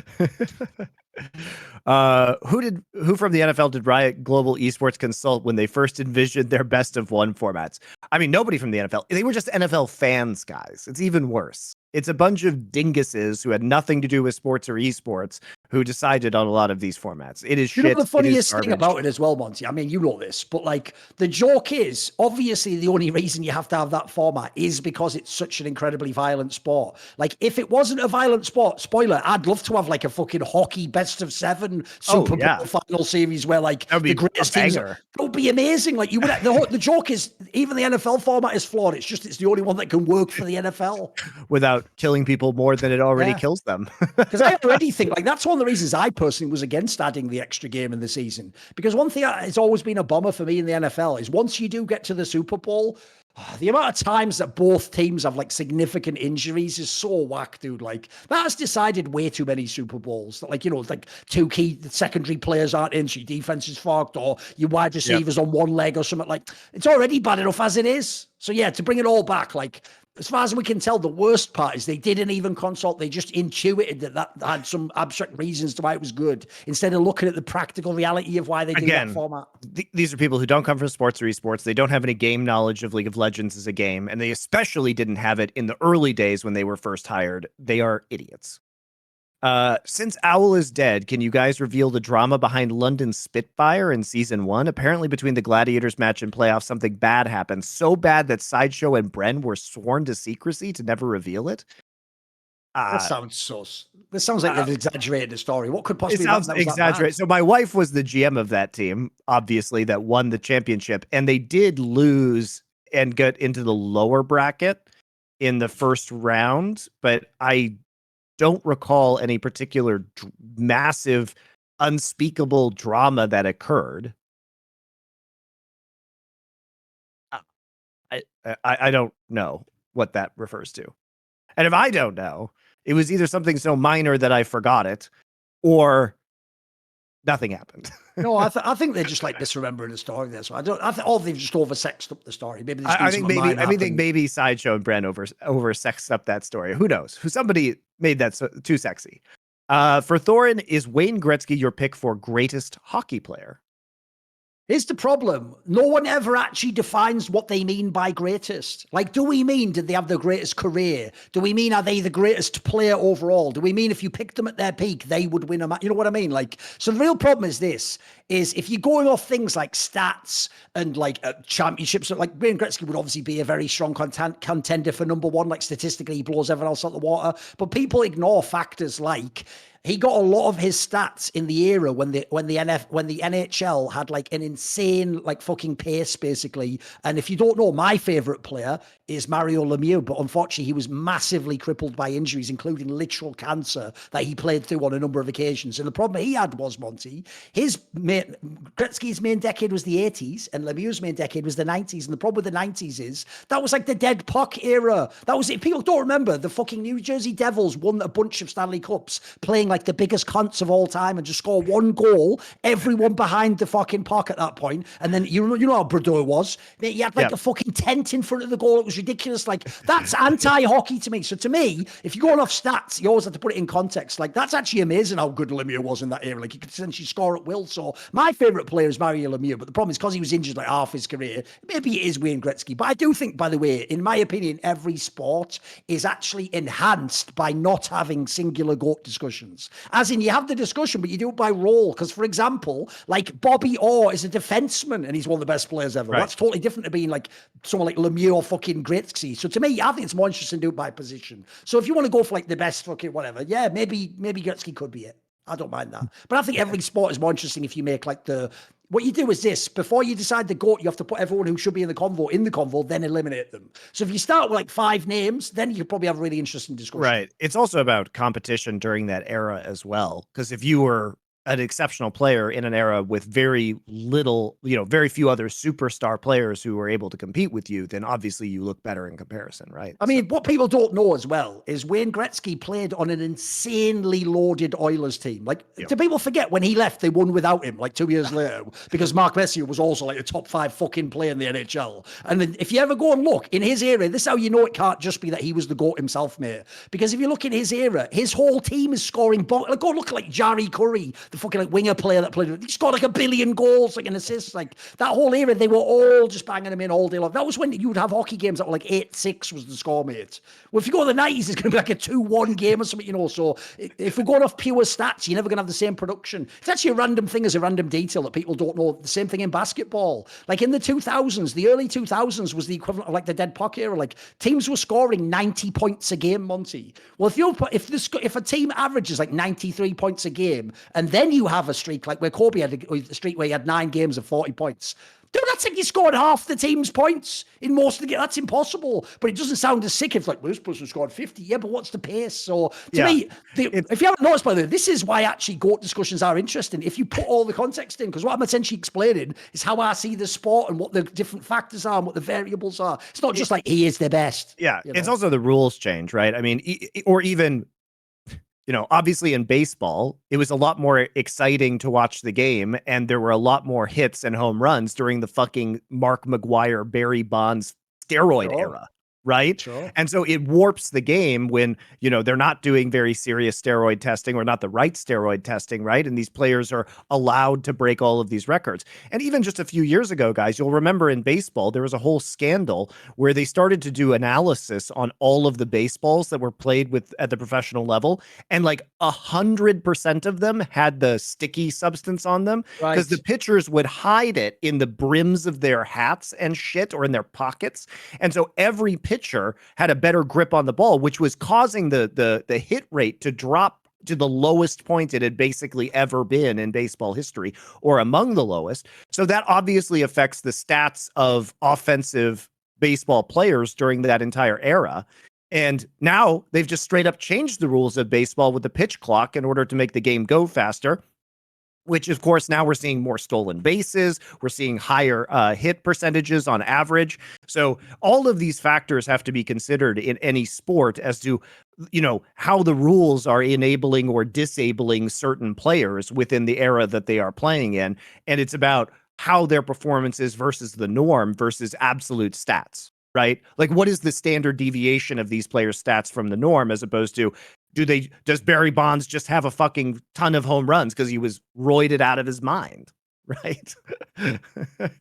I'm a fan of Bill Simmons, The Ringer's traditional sports content, which I think has a lot of similarities to LFN sports content. One of my favorite pieces they did was the wine bottle team, where they constructed the best NBA team possible with players in their best vintage years, i.e. 2016 Steph Curry or 2013 LeBron James. What would your wine bottle team be for each of the major regions, considering team chemistry and being patch proof? Well, we're not going to do it for each of the major regions. Let's just pick one and that's like an entire video. Yeah. That's like an entire video. Should we just do like LCK or something? I mean, sure. I think you have to take like 2014 Mata and Dandy, possibly like the greatest support jungle synergy duo of all time. I think you probably have to take 2013 Faker. Was there ever a player who was so massively ahead of the competition? You might have to take 2018 Smeb in the top lane. Or, you know, like 2016, I think, for that. Yeah, 2015, 2016 Smeb would also be pretty good. Smeb in one of his vintage years. As for AD carry, maybe ADC's the edgy one. You can go a lot of angles on that. You could. Like you could do Prime Deft. He was very good once upon a time. You could do obviously Ruler last year was pretty fucking good. I think Ruler last year, like 2022 Ruler was probably pretty good for me. Prime Deft, the thing about Prime Deft is that he always sucked in laning phase in LCK. So before he went to China, he was just like int laning phase. So I don't think he got better. He can be taken from the LPL though, can't he? So that's true. It's just a prime year. That's true. Yeah, that's a pretty good one. It's a pretty good one. That would be a fun video. That would be a fun video we can do in the off season. Yeah, there's a good off season one. Should write some of these ones down, and maybe we'll do like an expanded viewer questions in the off season. Sure. Yeah, we can do that. We might just take suggestions from subscribers for these videos, and we'll pick some. Which esports do you guys think would benefit greatly by a switch into pure showmanship? I mean, it's basically a discussion like WWE. Yeah, you mean small, like, you choose what matchups to make for narratives and stuff, I'm guessing. I mean, which esports? I look, any battle royale game is going to benefit from being pure showmanship. Imagine if you had like WWE style promos, and especially as teams got eliminated from the match and could talk mad shit to each other. I think battle royales suffer from not being the most spectator friendly viewer experience, but they are very exciting because people do get eliminated, right, and are out of the game. And I think the way that they've done battle royale in terms of point accumulation, especially in Apex Legends, and then having a bunch of teams basically being on match point and seeing who the first team to win is. It's not the best competitive format, but it sure as hell is an entertaining showmanship format. So why not just go the rest of the way? Like Apex Legends would be pretty fun just as WWE. I mean, just CSGO and League would both be awesome. The reason CSGO would be great is because it has so many amazing long narratives, because there's great players that have been good for 10 years. And so, like, for example, you have the matchup of, like, Carrigan against Nico, the former teammates. You have, like, people who played in the same kit. You could do fucking Ziwu against Simple, all these classic ones. But I think League would also be another good one, because the problem with League is because you have so many limited opportunities to play against each other. Like, as we always bemoan every year, there's always a great matchup, a minimum one or two. You just don't get at Worlds. You wait for it. You never have. You want to see, I want to see, right, JDG against Genji. It never happens. That matchup doesn't happen this time, It's but how life goes, in it. Right. I'm more approaching this from a theoretical perspective of, like, how would you structure in an esport in WWE? And the other reason why I think that a battle royale, especially a team-based one like Apex Legends, would be really interesting is because you could have teams form unofficial alliances in the game. So it's like if they drop near each other, you could script it. So they drop near each other and then they act as a 6-man team just by not shooting each other, or one team betrays the other one, right? Or they team up to hunt another team down. I think you could do some really wacky narratives within a game of Apex Legends if you could script it in a limited sense. I think it'd be really crazy. One thing you could obviously do is, if we were going to go WWE on League of Legends, you would instantly just make the Super League we've discussed in the past. Like, look, it'd be shit for the development of the scenes, but I don't care about that personally. So to me, the spectacle would be insane to have like JDG and G2 and fucking Cloud all in one league, and then every week they're playing and everyone in the world's tuning in. That, like, the fucking drama would be amazing. That'd be great. And if it's WWE, every now and then, because you can just have a job or win, you just have fucking C9 win for no reason. Just fucking, what the hell? Like, yeah, exactly. Tune in next week, bitch. I love it. That'll be the shit. Over the years, my favorite segments have always been the stories, varying bad esports events, player stories, and insider drama spread out over all those episodes y'all have done. Would you consider a Four Horsemen style show with the usual crew plus a special guest to talk about untold stories, or go over told ones with a new perspective to give some of the esports newbies some of the taste we got all those years? I mean, one of the shows I've wanted Richard to do is basically a sit-down show one-on-one with Richard and a guest to go over all of the old esports bullshit stories with the OGs. There is a statute of limitations on, like, we could talk about weird shit that went on 10 years ago and it's fine at this point in time. Not going to ruin anybody's career or anything like that.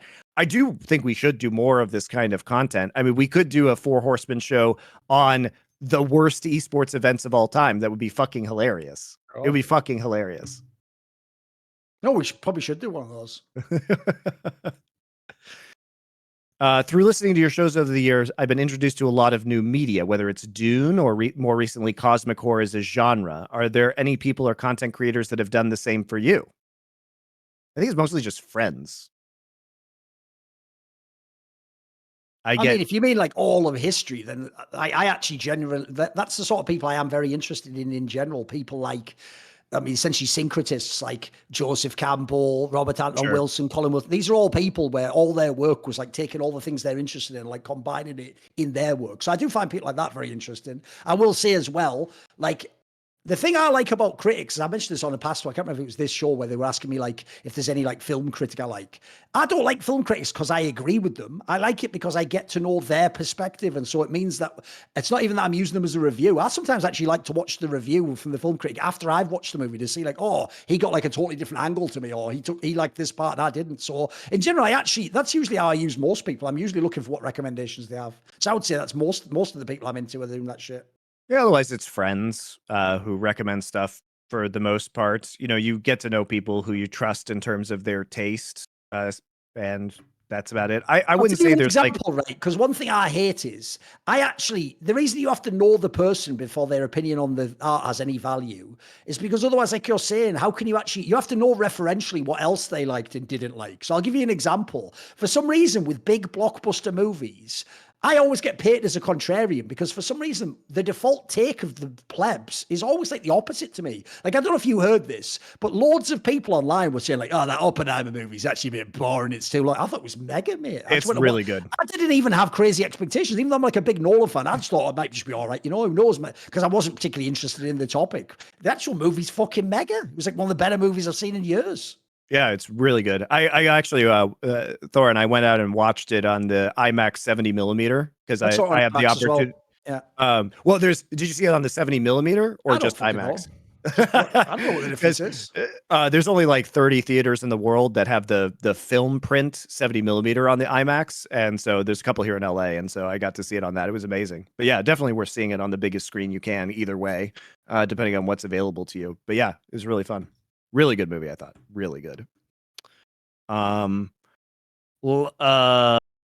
Last episode, you mentioned your ideal LFN future would involve building content into topics outside of esports. As the LFN team expands to meet this vision, what qualities or skills typify the current team that you want the future LFN talent to possess? Now you may ask yourself, why are we doing and why is our goal to produce a bunch of non-esports content with esports content creators, right? That's a very interesting way to approach things. But one of the theories that I have that we are going to see whether it bears fruit or not is that esports casters have a very unique skill set that is not mirrored by other people, which is that because of the kind of low budget of the industry historically, compared to traditional sports where casters are spoon-fed everything by producers, and it's a very structured broadcast for the most part because of the amount of money that goes into it, the level of professionalism, all of the breaks that it takes for commercials, et cetera, et cetera. Esports casters have a very unique ability, which is the ability to speak for 5 or 6 hours at a time with very low production, be entertaining, provide all of their own prep as talent, and be insightful. And so because of the unstructured nature of esports, if you have these qualities, you can apply these qualities to different forms of media or to different areas. And what this does is it cuts costs. So we can produce content for a much lower cost because we don't need very serious advanced production because we are used to doing the work ourselves. And so that is one factor. And the other factor is just having interests outside of esports that you are exploring deeply and that you are excited and want to talk about. I mean, I've been really happy with the way our culture channel and, you know, the sports channel had been turning out so far because all of us have other interests. And it's about finding the people who can apply these skills to their own interests in a deep and informative and entertaining manner, as well as having the ability to do unscripted, entertaining content for hours and hours and hours, right? So I would think those are the skills that we want people to possess. Also, just a, you know, self-motivated drive to succeed and a sense of collaboration and teamwork to grow the business, right? What would you want? I've got 3 qualities I put down, and I'm basically using this based on people I've worked with in the past. This is the ones I decide. One would be to be a team player. And what I mean by that is not just the idea. It's not like the fucked up corporate American culture thing of like, just do whatever we say and never complain. When I say a team player, I mean, understand that when you do a show, the show is more important than you. There's one thing people never understood about what I've done in CSGO as an analyst. Dude, I've let people take a W on me a million times when I could have just clapped back and tried to do some smart retort. But sometimes it wasn't appropriate. Like in that moment, they needed a W sometimes, Monty, or the show just needed to end at that moment. There wasn't time to spin another topic out, and so you just had to let it happen. So essentially, when I say I want people who are a team player, I'll give you an example. I'm going to give an example for each of the qualities. The reason I like to work with Dom isn't even things like he was a former pro, he has lots of game knowledge, he's much all that. Those are all great qualities. The number one thing that Dom was able to prove to me, this is why I've worked with him all these years, because he didn't used to have this, by the way, is Dom used to be like a lot of people on Twitter where he would argue, but he would argue just to donk on you. He would just be like, what are you talking about, bro? Like, what the fuck? He'd done that to me and Monty loads of times back in the day. But what he realized with me in particular was, I don't respond to that. Like, if you do that, I'll just stop talking to you. You just annoy me at that point in time. So instead, what he was able to do, this is why we did the Crackdown and then did those other shows, is he's actually able to have a discussion instead of arguing about stuff. That's a really mad underrated quality in esports. Like, it's why I do stuff with Maui Snake as well, because I want people where even if they think like for example, if I think Rookie is better than Faker,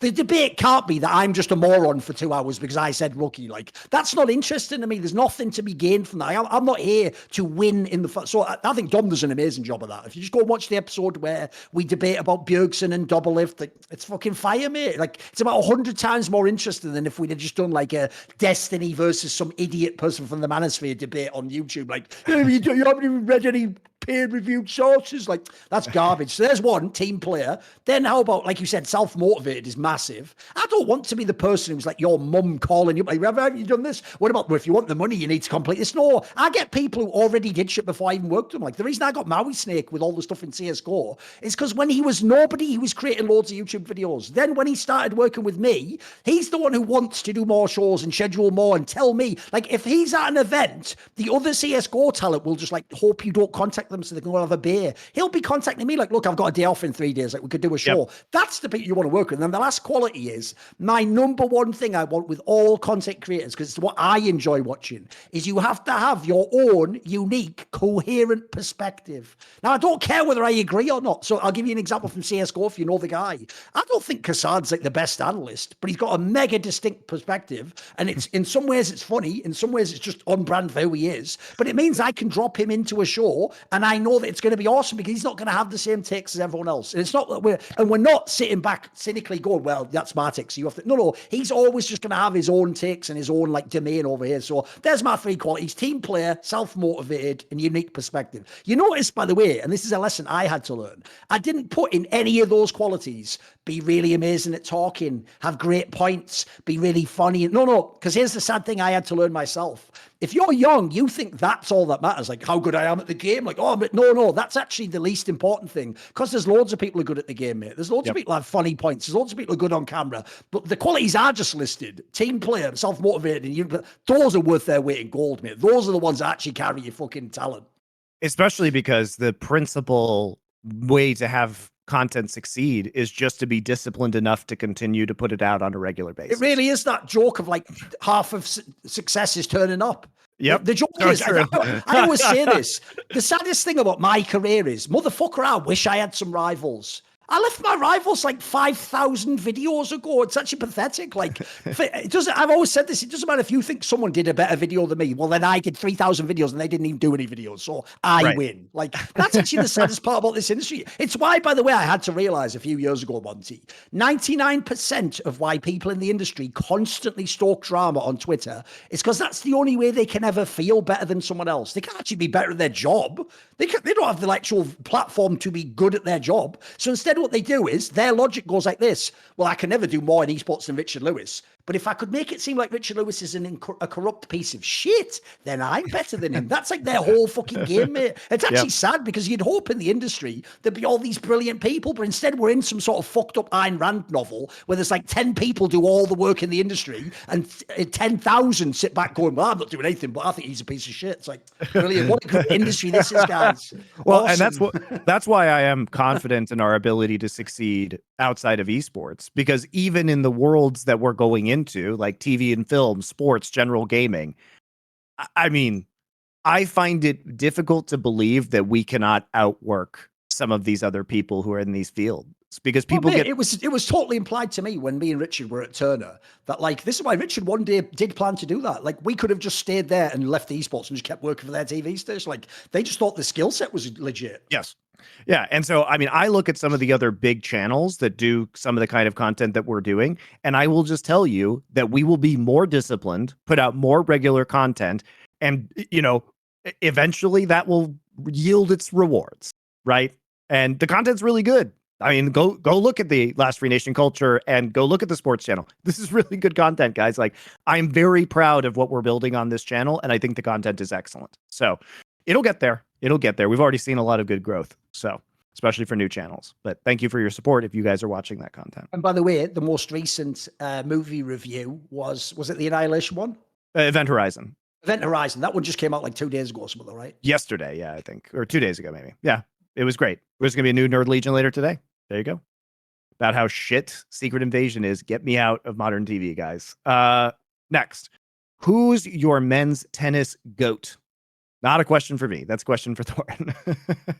I mean, again, I'll do the same thing I did before. I don't think you should actually just immediately go to one name. Like, I think this is incredibly subjective. So, like, I actually do think on this one, you could probably make a list of about at least 5 or 6 people. Like, there's some, the problem again is you have to put it in era. So, for example, here's the problem, Monty, right? It was always very convenient when it was just Federer, and then when it was just Federer and Nadal, right? Here's the problem. As someone who doesn't watch tennis, Monty, would it at all seem suspicious to you that the only 3 players to ever win 20 Grand Slams all play in the exact same time period of history, where the certain tech is at a certain level for the racket, right? The courts are all very similar. Sports science has gone to it. Like, what are the odds? You know what I mean? Like, it's actually, if fans don't get it, it's worse that 3 of them did it, because it actually implies the era made it so you could be more consistent in a way you couldn't be in the past. Whereas if you don't know, in the 90s in tennis, it had every style, like every surface was radically different. Like the difference between like the French clay court of the French Open and the Wimbledon grass was insanely different. Like, you couldn't play from the baseline in grass. You had to play serve and volley. You play always from the baseline on clay, etc. So it made the game so different that like no one would be in every Grand Slam final. Whereas in the modern day, everything is homogenous enough that the best player is just the best player. Like, there's a reason why Djokovic, Federer, now they're in like all the finals. So the problem is, the short version is I would probably say Federer, but it's not because of number of Grand Slams. I just think he actually was the best player. If I look how he played, styles, eras. But I do think as well, the people that get mad underrated are all the people not from this era, because everyone looks at the Grand Slams and goes, it must be those 3. Like, people like Pete Sampras should immediately be in the conversation. People like fucking Lendl back in the day, Borg. These are all fucking insane players. But I would plump for Federer. I think in every area I care about, he's just the best. Aesthetically, he's the best. He had all the shots. He was a fucking insane player for like, 15 years or something. He was mega. And he has, in my opinion, 2 of the most impossible records that will never be beaten in tennis. They are actually impossible. One is he actually played in 10 straight Grand Slam finals without a break. And this is an even better one. He was in 23 straight Grand Slam semifinals. Like, no one will ever beat that record. That is actually impossible. Nobody, like, even when it's a Djokovic won more Grand Slam, he'll never do that. Like, because 23 semis in a row is impossible. I'm telling you guys. Like, I can't even believe one guy did that. So there's my goat. I'll take that.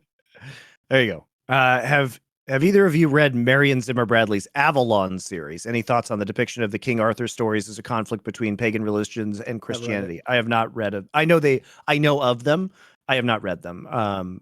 I've read a bunch of the original texts for King Arthur and the Knights of the Round Table, but not the novel series.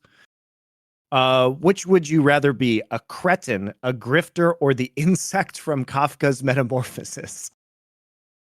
I mean, the joke is at least the insect used to be a man. Exactly. So, it has some level of integrity. So I think of those choices, I think in theory, shouldn't the choice just be cretin? Because there's one thing that's very underrated about me. You're blameless as a cretin. Yeah, that's the point. One thing that is very underrated about me is people act like I just hate stupid people. That's nonsense. I'm actually a very kind person to stupid people. What I don't like is people who are obnoxious and stupid. If you're just someone who doesn't have much brain capacity, like I even let these people in my Discord, there's guys there where I'm like, look, I actually think this guy's a fucking moron, but he's not rude. He's not obnoxious. He just has opinions that I think are whack. Like, I'm fine with that. So actually, I don't think there's any crime in being a cretin. I actually think that's one of the stupidest things people do, is where their whole take is like, look, they're not in any way better in life, but they're just smarter than someone. Like, that's like being proud of being tall, you fucking moron. What can you do with it? It's the question, right? You can still be useful as a cretin. Let's put it that way. You could be a lovely person and be a cretin. Is there a precise... I was so tempted to say some names there. Don't do it. Is there a precise heartbreaking moment / event where you truly realized esports must die? I mean, I would just say the obvious whole Flashpoint project was pretty black pill, Monty. If people don't remember, here's what happened, right? We took over a league called Flashpoint that was it did give away $2 million. And because in the end it didn't get the top teams, we essentially, just as Flashpoint alone, were funding the whole NA scene of CSGO. Now, in exchange for our good deed, what was our punishment we received? We were told we ruined Counter-Strike. By the way, nothing we did took away from the scene. It only added. As I said, in a time when ESL essentially consigned fucking NA to die like fucking Frankenstein's monster on that raft of ice at the end of the fucking book. Spoiler, you've never read the book. In that scenario, all we did is positive, but it was actually treated, because people just didn't like me and Monty as people, like we utterly failed in every sense. And even though my job, are you ready, guys? The title of my job was creative director, and people used to literally blame me for things like the bracket not being right in an online qualifier, right? When you actually experience that, when you experience that you've done something unquestionably positive, and it is treated that you're the worst piece of shit, incompetent failure ever, it actually just makes you not think like, oh, I should think less of myself. You just think, why would I waste my time with this industry? You know what? You can all fucking burn. I don't care. It's why, by the way, if you've noticed, that's why I was always going to be the Huckleberry to take down all these pro players with this LCS walkout. Because after seeing how pro players treated me as a journalist, then as someone in orgs trying to help them, fuck pro players forever. Every time there's a chance to show these morons what cretins they are and dunk on how stupid they are, I am going to take it. I am going to be their fucking nemesis. I'm so sick of like pro player egos. Well, it's also that having a successful team-owned league should have been the most important thing to esports fans, because it would be a proof of concept. Right? It would be a proof of concept of why the developers shouldn't run esports, which is the most important thing, is that the developers should not run esports. And unfortunately, with the failure of this, now the developers can just throw that in the team's faces from now until the end of time. So it's very disappointing in many ways. Didn't you think the way it was received was the bottom? It's one thing that we had all the problems, didn't get the tip. It's also the way people treated us was just the most pathetic part, mate. It's also the production was extremely good. And as we said in Flashpoint 2, I don't think there has been more interesting content that has come out of one tournament that wasn't the games itself than in that tournament. We had tons of people are so stupid that they don't even get that if they like ESL skits now, thank us, you fucking idiot. That's we forced them to do it. We forced them to do it, basically. And they were terrible at first also. They're better now. With how weak Europe has been recently, do you think the NA fourth scene could be a favorite coming into the last World Spot competition? I don't know if I'd say favorite. A bit of you're pushing the ball out a bit there. It could be a shit match where they're both bad. I'll give you that. It could be hilarious dumpster fire. But no, I don't think they'll be the NA team will be the favorite. Unless something crazy happens, like Golden Guardians is fourth or something. Unless that happens, as long as it is like NRG or EG or something, I think actually Europe's probably a mild favorite. It's just that the team from Europe is probably going to be whacked too. What are 3 main lessons a father must teach his son? Ooh, deep.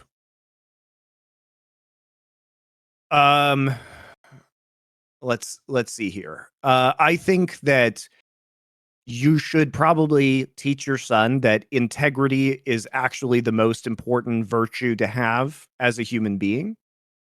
Because you can never, once you have integrity, it is something that stays with you for the rest of your life and is something that must constantly be worked on and maintained. And people's expectations of you form most of their opinion about you. And so if you are true to your own values and you are predictable and reliable in that way, it will lead you to have a good life. I think if you are ethically whole. So I think that's very important. I think that in the same vein of integrity, making sure that you do the things that you say you're going to do and you follow through on your word and your commitments is extremely important. And a sense of duty is very important. I mean, a lot of this stuff just comes from my interest in chivalry, but having the ability to follow through and do your duty even when you don't want to do it, because it's very easy in the modern world simply to shirk your responsibilities, but having a sense that you must complete the task no matter what, I think is very, very important to navigating the world. That's two, right? You need three. That's two. And I think also that, again, going back to chivalry, that kindness to those who are weaker than you is extremely important. I think that is one of the core virtues that I would say being, you seek your own strength as a man, and you should constantly be trying to improve your strength, whether it's intellectually, philosophically, in terms of accumulating wisdom, physical strength. But the purpose to that strength is to protect people who are weaker than you. And I think that is a very core ideal. My three would be these. I would say one is you should instill in them a reverence for their ancestors, because what I never understood was the function of that. Is not only does it allow you to actually know who you are and where you come from, but also the reason why that is so key is because when you're young, yeah, maybe you are just some punk who gives a fuck what they think. No. The reason you care what people think is because they're going to think badly of your family name and your fucking ancestors and people who put you in that position. I think that's a key because it essentially forces a level of responsibility that you don't just represent yourself, you represent your name and your people and your place you come from. Then I'd also say I would say you should teach them some kind of a craft, because in my opinion, from observing men, some of the areas men and women are very different, is I think what men's purpose in not the family version, but like internally for themselves comes from like doing some kind of a craft or some kind of a mission or something that they're trying to like keep applying themselves to, trying to improve in, trying to be good at, trying to express themselves through. And then the third one would be, this is essentially to tie into the idea of family,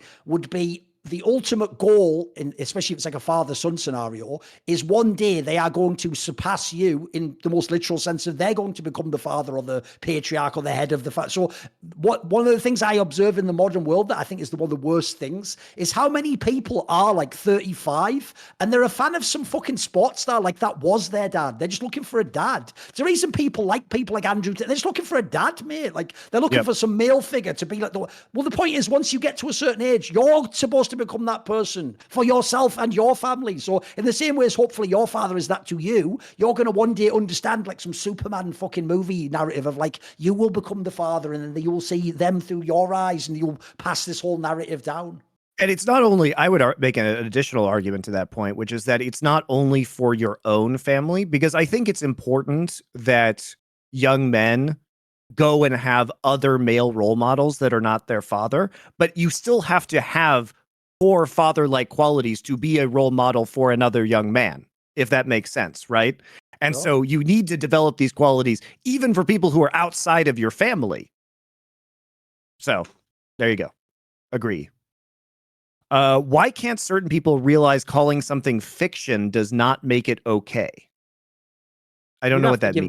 You've got to have some context to that. What does that even mean? What do you mean calling something fiction? Is you've done that thing. I'll give you a joke here because no one will give a fuck about this. You've done what JDG used to do to me at events, where he would walk up to me at the after party and he would just pick up a conversation he had with me 3 months earlier. Like, the other thing about Quake is I'd be like, whoa, what the bro, what are you talking about? Like, whatever you're talking about was in your head from months ago. I can't like skip. And previously on issue 17 of DDK, like, Like, what am I doing? So you got to give us the context of that. What, like, I can't even penetrate that bit. What's that mean? It said in brackets, separating fiction from reality. Ask again. I don't know what that means.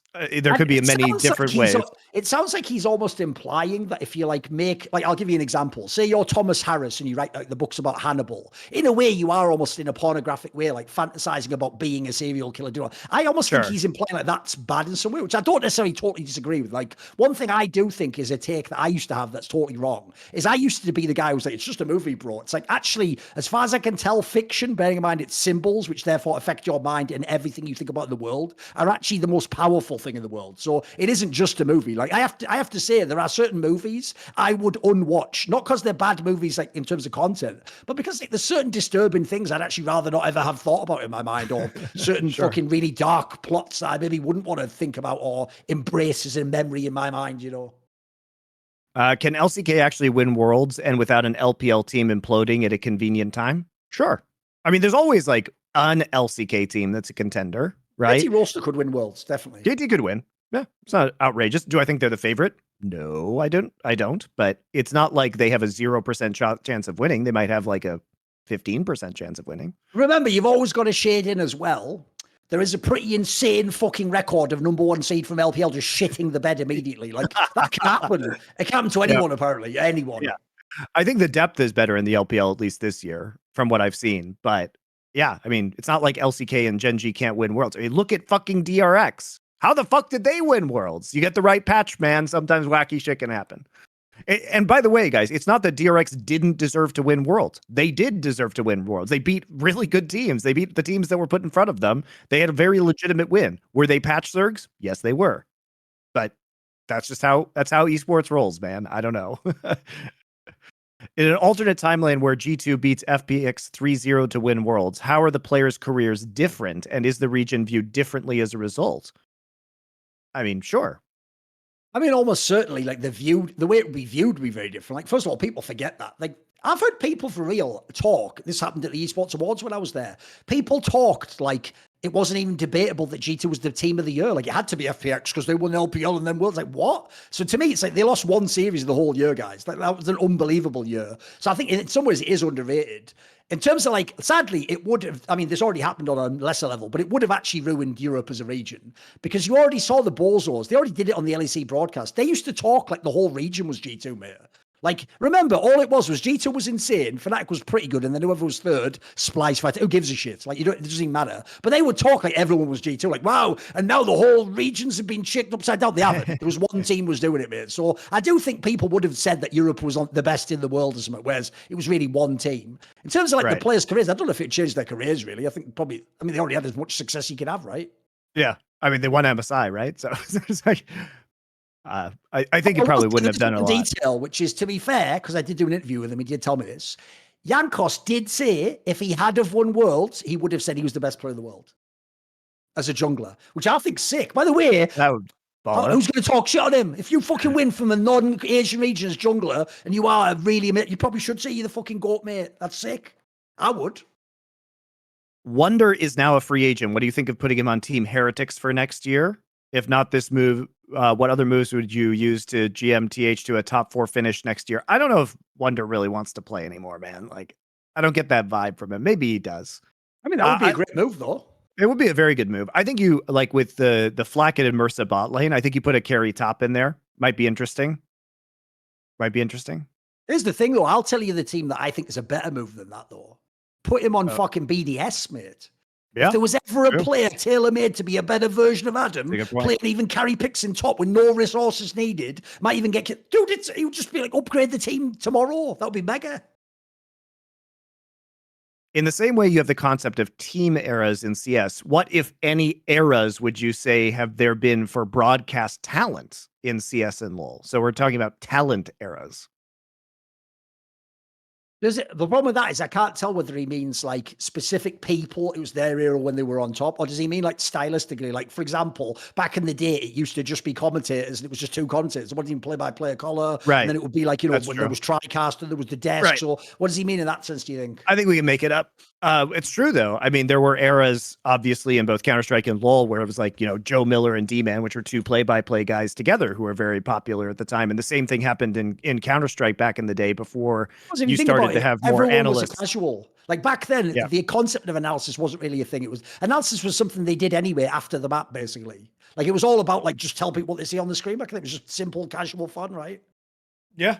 Because for me, if you want to expand this concept, it was people like Monte and Deficio who changed the game. Crepo to some degree as a player. Like these were people who didn't just come on broadcast as I'm an analyst. They also came with like I am a pundit with a perspective. Crepo had the whole thing of like I'm gonna explain some mechanics of how like this happens with the support champion and the itemization. That stuff was big for me because it actually changed the league to what it is now. Like, don't you think to yourself sometimes that it's crazy how big LS is? Dude, Ella, you remember this? Even in like season 8, dude, people were hating on this guy, some niche guy off over here. It's crazy he became like #1, but that's because some of the success of people like our content is it flipped the script. Everyone went from just being a casual who supported it for fun to everyone has to pretend they're like some fucking mage wizard who's super deep in the game and knows all that. Because that's like, that became the cool thing, bizarrely, as fans in League, didn't it? Well, I think it also, because of people like me and Deficio, it opened the door to people like Ellis, and especially because, you know, you and I featured Ellis on our content and gave him a wider platform. And also Ellis has a very good work ethic and he hard grinded his way, deserves everything he got. But yeah, and then also the longer you wait and pro players retire, eventually most pro players are not going to be good casters, either because they lack the work ethic once they're no longer players to keep up with the meta. So, you know, a lot of pro players I find are very good for a year or two after they retire, but when the meta moves too far away from when they're playing, they're not going to put the time in to grind the film to keep up with the changes. And so they end up getting kind of stale after a while because they're not used to the film grind. You know, or, you know, a long enough timeline, you get people who are former professional players who are actually also charismatic, because that's the other problem is, sure, you can know a lot about the game, but can you express the game very well via words? And are you entertaining? So, but if you wait long enough, eventually you'll start to get a few of those people like filtering in. Like Dom and Cajul are very good examples of that. Technically, the last era, obviously now, is the core stream era. Like, let's be real, core stream is where it's at. It's not the broadcast anymore. Yeah, that's where you can make money. Like, it's pointless to want to be an esports caster, especially in League of Legends. In Counter-Strike, it's still pretty legit because there are multiple tournament operators, so you actually have leverage for your pay.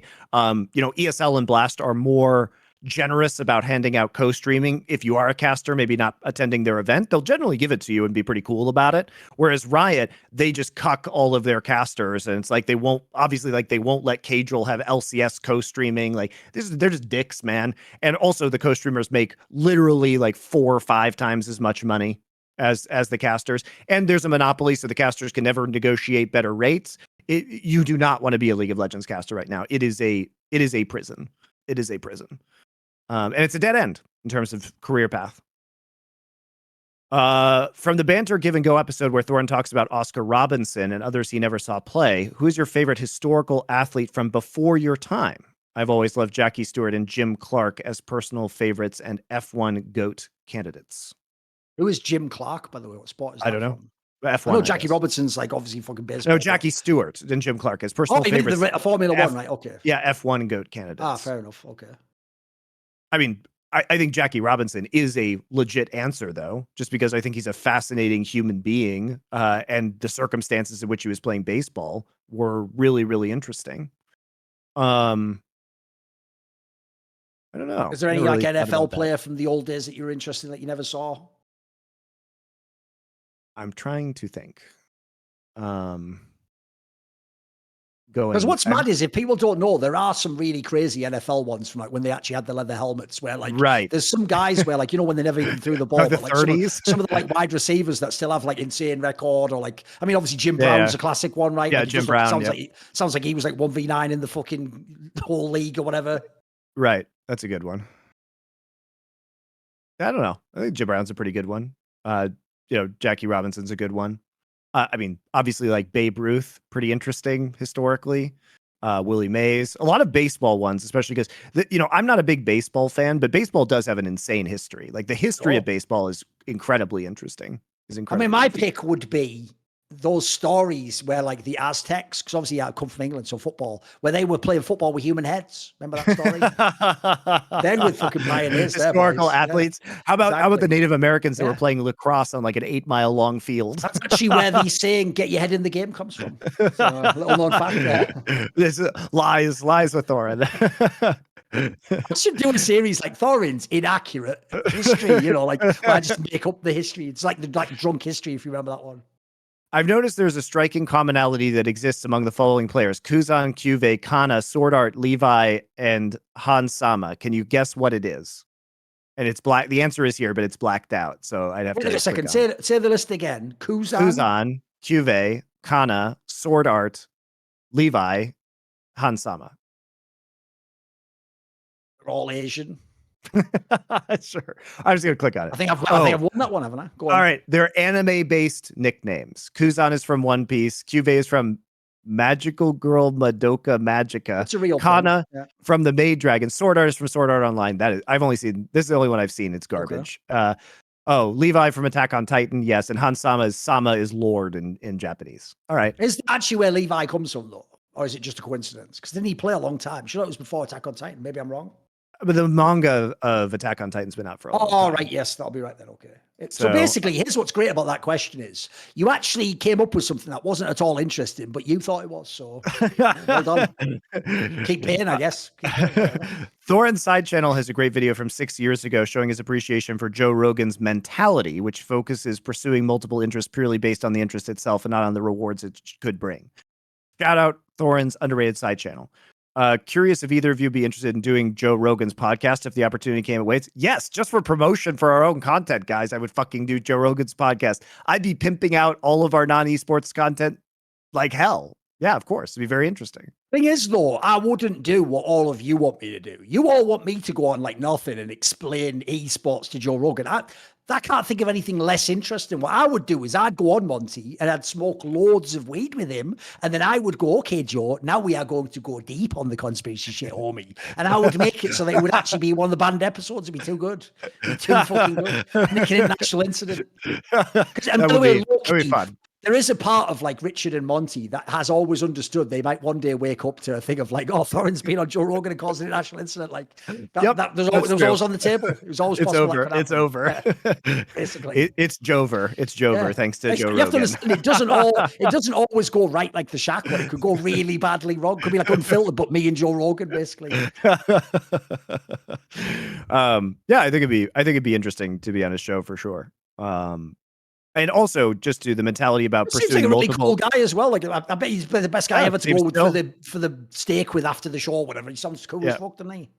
And also the point about focusing purely on multiple interests based on the interest itself. Guys, neither Thorin and I thought esports would ever be this big. We pursued our esports interest just because we found it interesting, not because we thought the industry was going to blow up. There was no way in the years before like 2011, 2012, when Twitch was exploding. Like you have to remember, Thorin and I had already done many years of work in the industry prior to that point in time.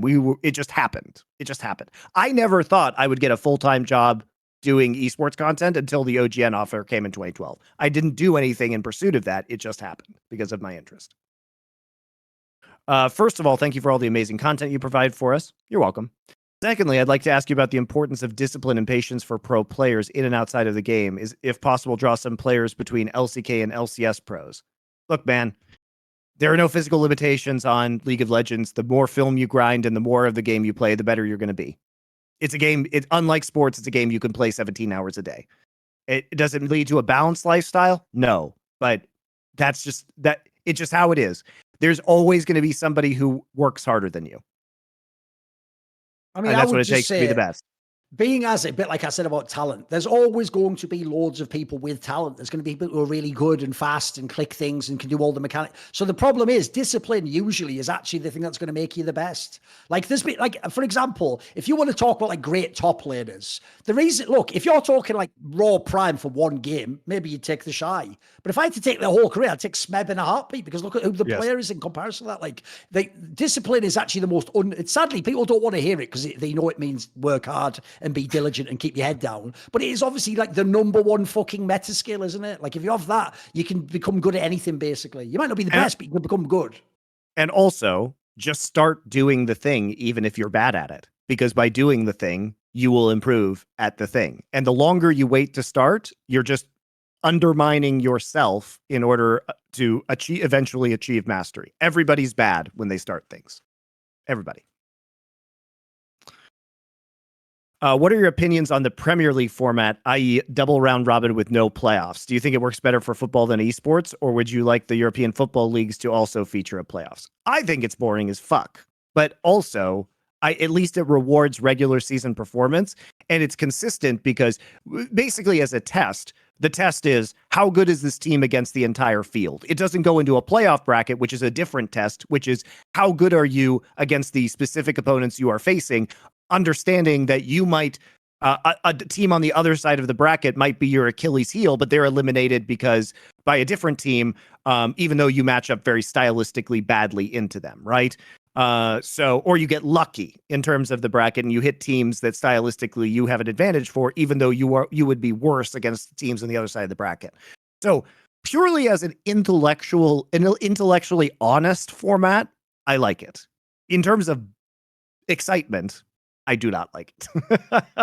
Yeah, basically the problem is like as a purist for like competition, I think it's very good because as you said, it's not about head to head. It's purely who is the best against the entire field. It's an honest format. Which is something most sports do not do. Like, I actually think the NFL is the worst sport ever for rewarding consistent excellence. Like, I'll give you an example of one of the Peyton Manning teams. In 2005 was the year where the Colts went like 14-2, and that was where they like were half sitting in for the last two games. They didn't go undefeated, right? But they just lost to the Steelers in the first round of the playoff. Now, the Steelers won the championship, but that means in history, no one even remembers that as a great team, but it was a mega team. Like, it was like one of the best seasons ever of Peyton Manning, but because you only took it off that one BO1, against a head-to-head team who would end up winning the championship, they don't even get remembered as good because they've lost in the first round of the playoffs. Meanwhile, if you look at like the Premier League, you can't argue the team that wins the best. They have to win the most games or get the most points. Yep. So, and also what made it eventually work in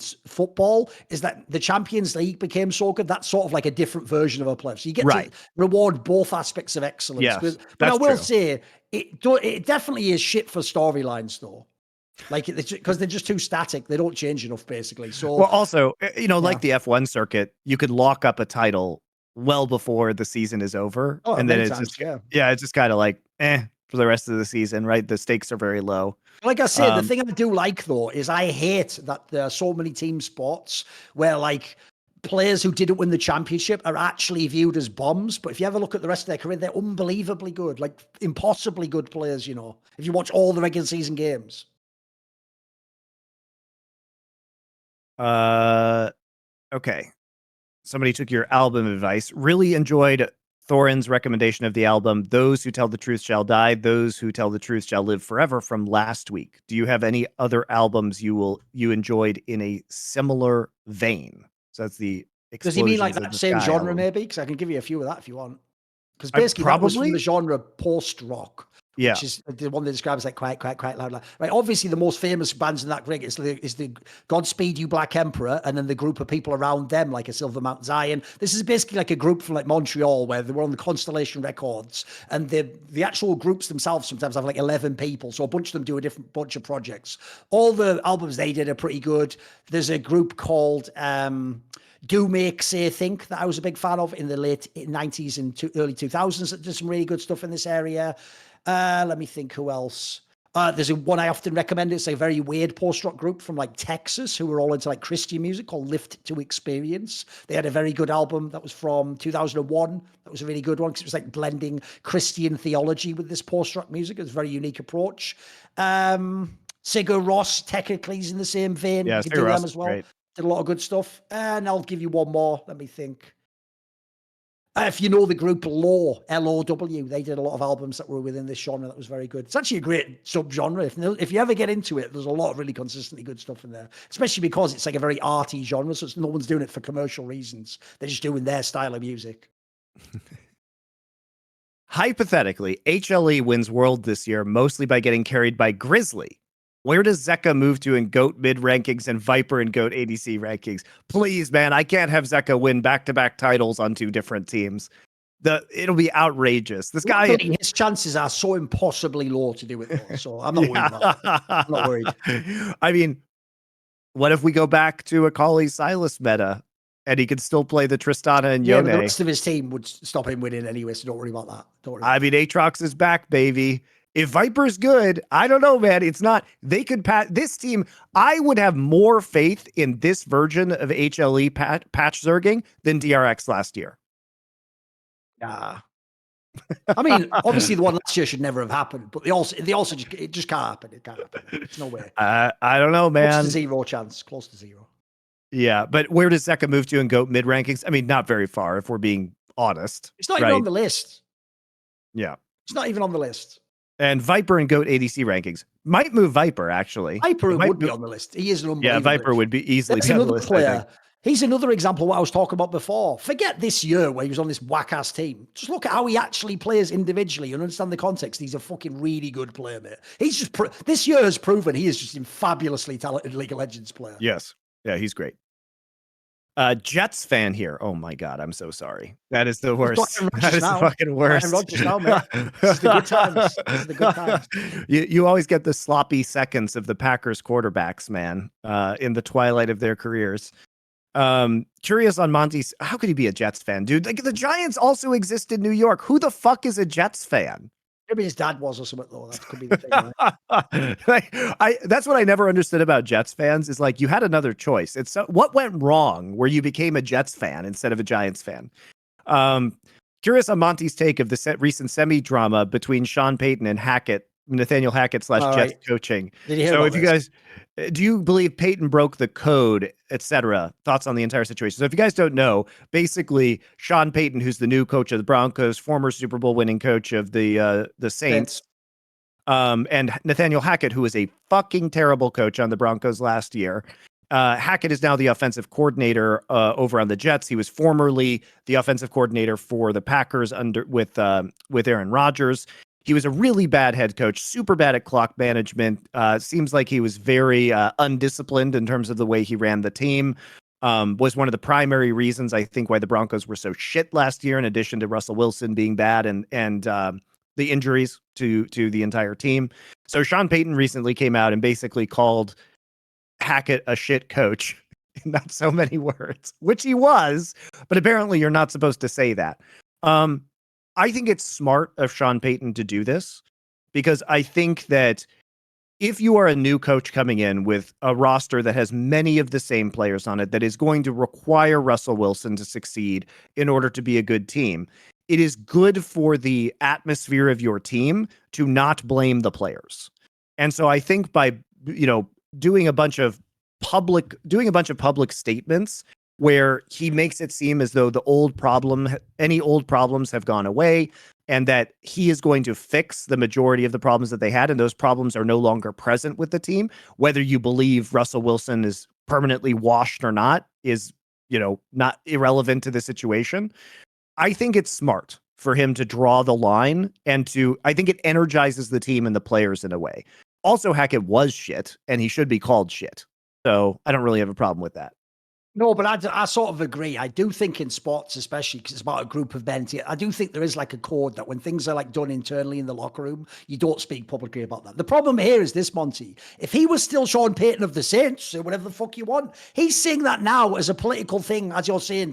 No one's to blame except the guy who coincidentally I've replaced. Like, fuck you, mate. Say that after you win the Super Bowl, cocksucker. Because I tell you what I actually hope happens now. I don't, because I actually think Sean Payton's pretty good. But low key, if the Broncos fail now, I hope whoever comes after you buries you, motherfucker. Hope they bury you. It's fine. Because by your logic, it's fine to do that. That's just the mechanism you use to fuck everyone, right? As a Broncos fan, I like Sean Payton, but I don't have any particular love of Sean Payton because he hasn't done anything for the Broncos yet, right? I respect his previous efforts as a coach, but I have no attachment to him. So if he fails, it's like kind of nothing, doesn't mean anything to me. But I do think just as a way of bonding the team and making sure the players, are loyal and continue to have high hopes for themselves as a motivational tactic, I do think it's good. Also, come on, I wish we had more instances like this in the NFL that sets up rivalries, because everybody knows that Hackett was shit. He got fired without even completing the season. He was clearly incompetent at a head coaching role. And even if he's a good offensive coordinator, which again, I question, because Aaron Rodgers is Aaron Rodgers, and it's the same like Adam Gase, Peyton Manning situation where it's very, very clear. Daniels at the Patriots, bro. Have you noticed how coincidentally these guys who are the offensive coordinator of like the best quarterbacks magically get a bit overrated when they go elsewhere? It's just like a rule at this point in time, isn't it? Because by the way, that's the dirtiest part about the fact that like Aaron Rodgers pretended he's not shit. It's like, bro, obviously he just lets you do whatever you want, doesn't he? So of course he's your favorite offensive coordinator. You know what I mean? Like, it's just obvious. Like, I don't believe these guys actually even know how good they are. Cause like they're ignoring their own contribution, surely. Plus, there's going to be a Jets and Broncos game this season, which is going to be hyped. I mean, the NFL is now going to flex that into primetime 1,000% for the narrative. It'll be really fun. I wish people did this more in the NFL. Like, the shit talking has been very entertaining. But I don't really care which way it goes at the end of the day. At the end of the day, I don't have an emotional investment in this situation. All right, one last question. I understand why G2 dropped Hjarnan, but why wasn't he picked up by another team? He did outplay Uzi in a best of 5 at Worlds. He can't be on any LEC team. I mean, he was never that good. Did he outplay Uzi over? You're just the guy from before. You're Skip Bayless telling me about Aaron Rodgers' playoff rank. Did he? No, actually, I think what happened is this. One, I would say, first of all, Perks probably outplayed Zawu. I'll give you that. And then secondly, there was like a couple of games where Jan did a really good job. He did. You make it sound like he fucking 3-0 clapped Uzi's cheeks. And then Uzi was like, I actually must retire now because Hjarnan is too goated. Like, and then also, it's not like he didn't go anywhere. Like, didn't he just go and play like the ERLs or something? No, I think he was on like one of the back. Wasn't he on like fucking XL or some shit in the first split? Let me look. I don't recall. I'm almost certain he went to like a bad LEC team right afterwards. Let me look here. So he went to. No, apparently after that he was on like an ERL team, and then he was on XL briefly in summer of 2019. So spoiler. Everyone in the entire world didn't miss that this guy you think clapped Uzi was secretly the best. But no, it was just an all right player. Here's the thing I will say about Hjarnan. From talking to a lot of his teammates, people tell me the thing that's underrated about him is he was quite smart about the game, apparently. Like, supposedly in the old H2K with like Odawana, he was like a shot caller or something. So supposedly he had like smarts for the game, but he clearly was not a monster ADC. I always thought he was like an example of like just a bang average ADC player. He was just all right. He wasn't even like a big hyper carry to me. So I think that's just an example of like, you actually missed the point completely. Like, that's one that, by the way, that is one of the best cuts in the history of League of Legends, because you just beat the #1 team in the world and went semis at Worlds, and you still cut, and in doing so made a super team.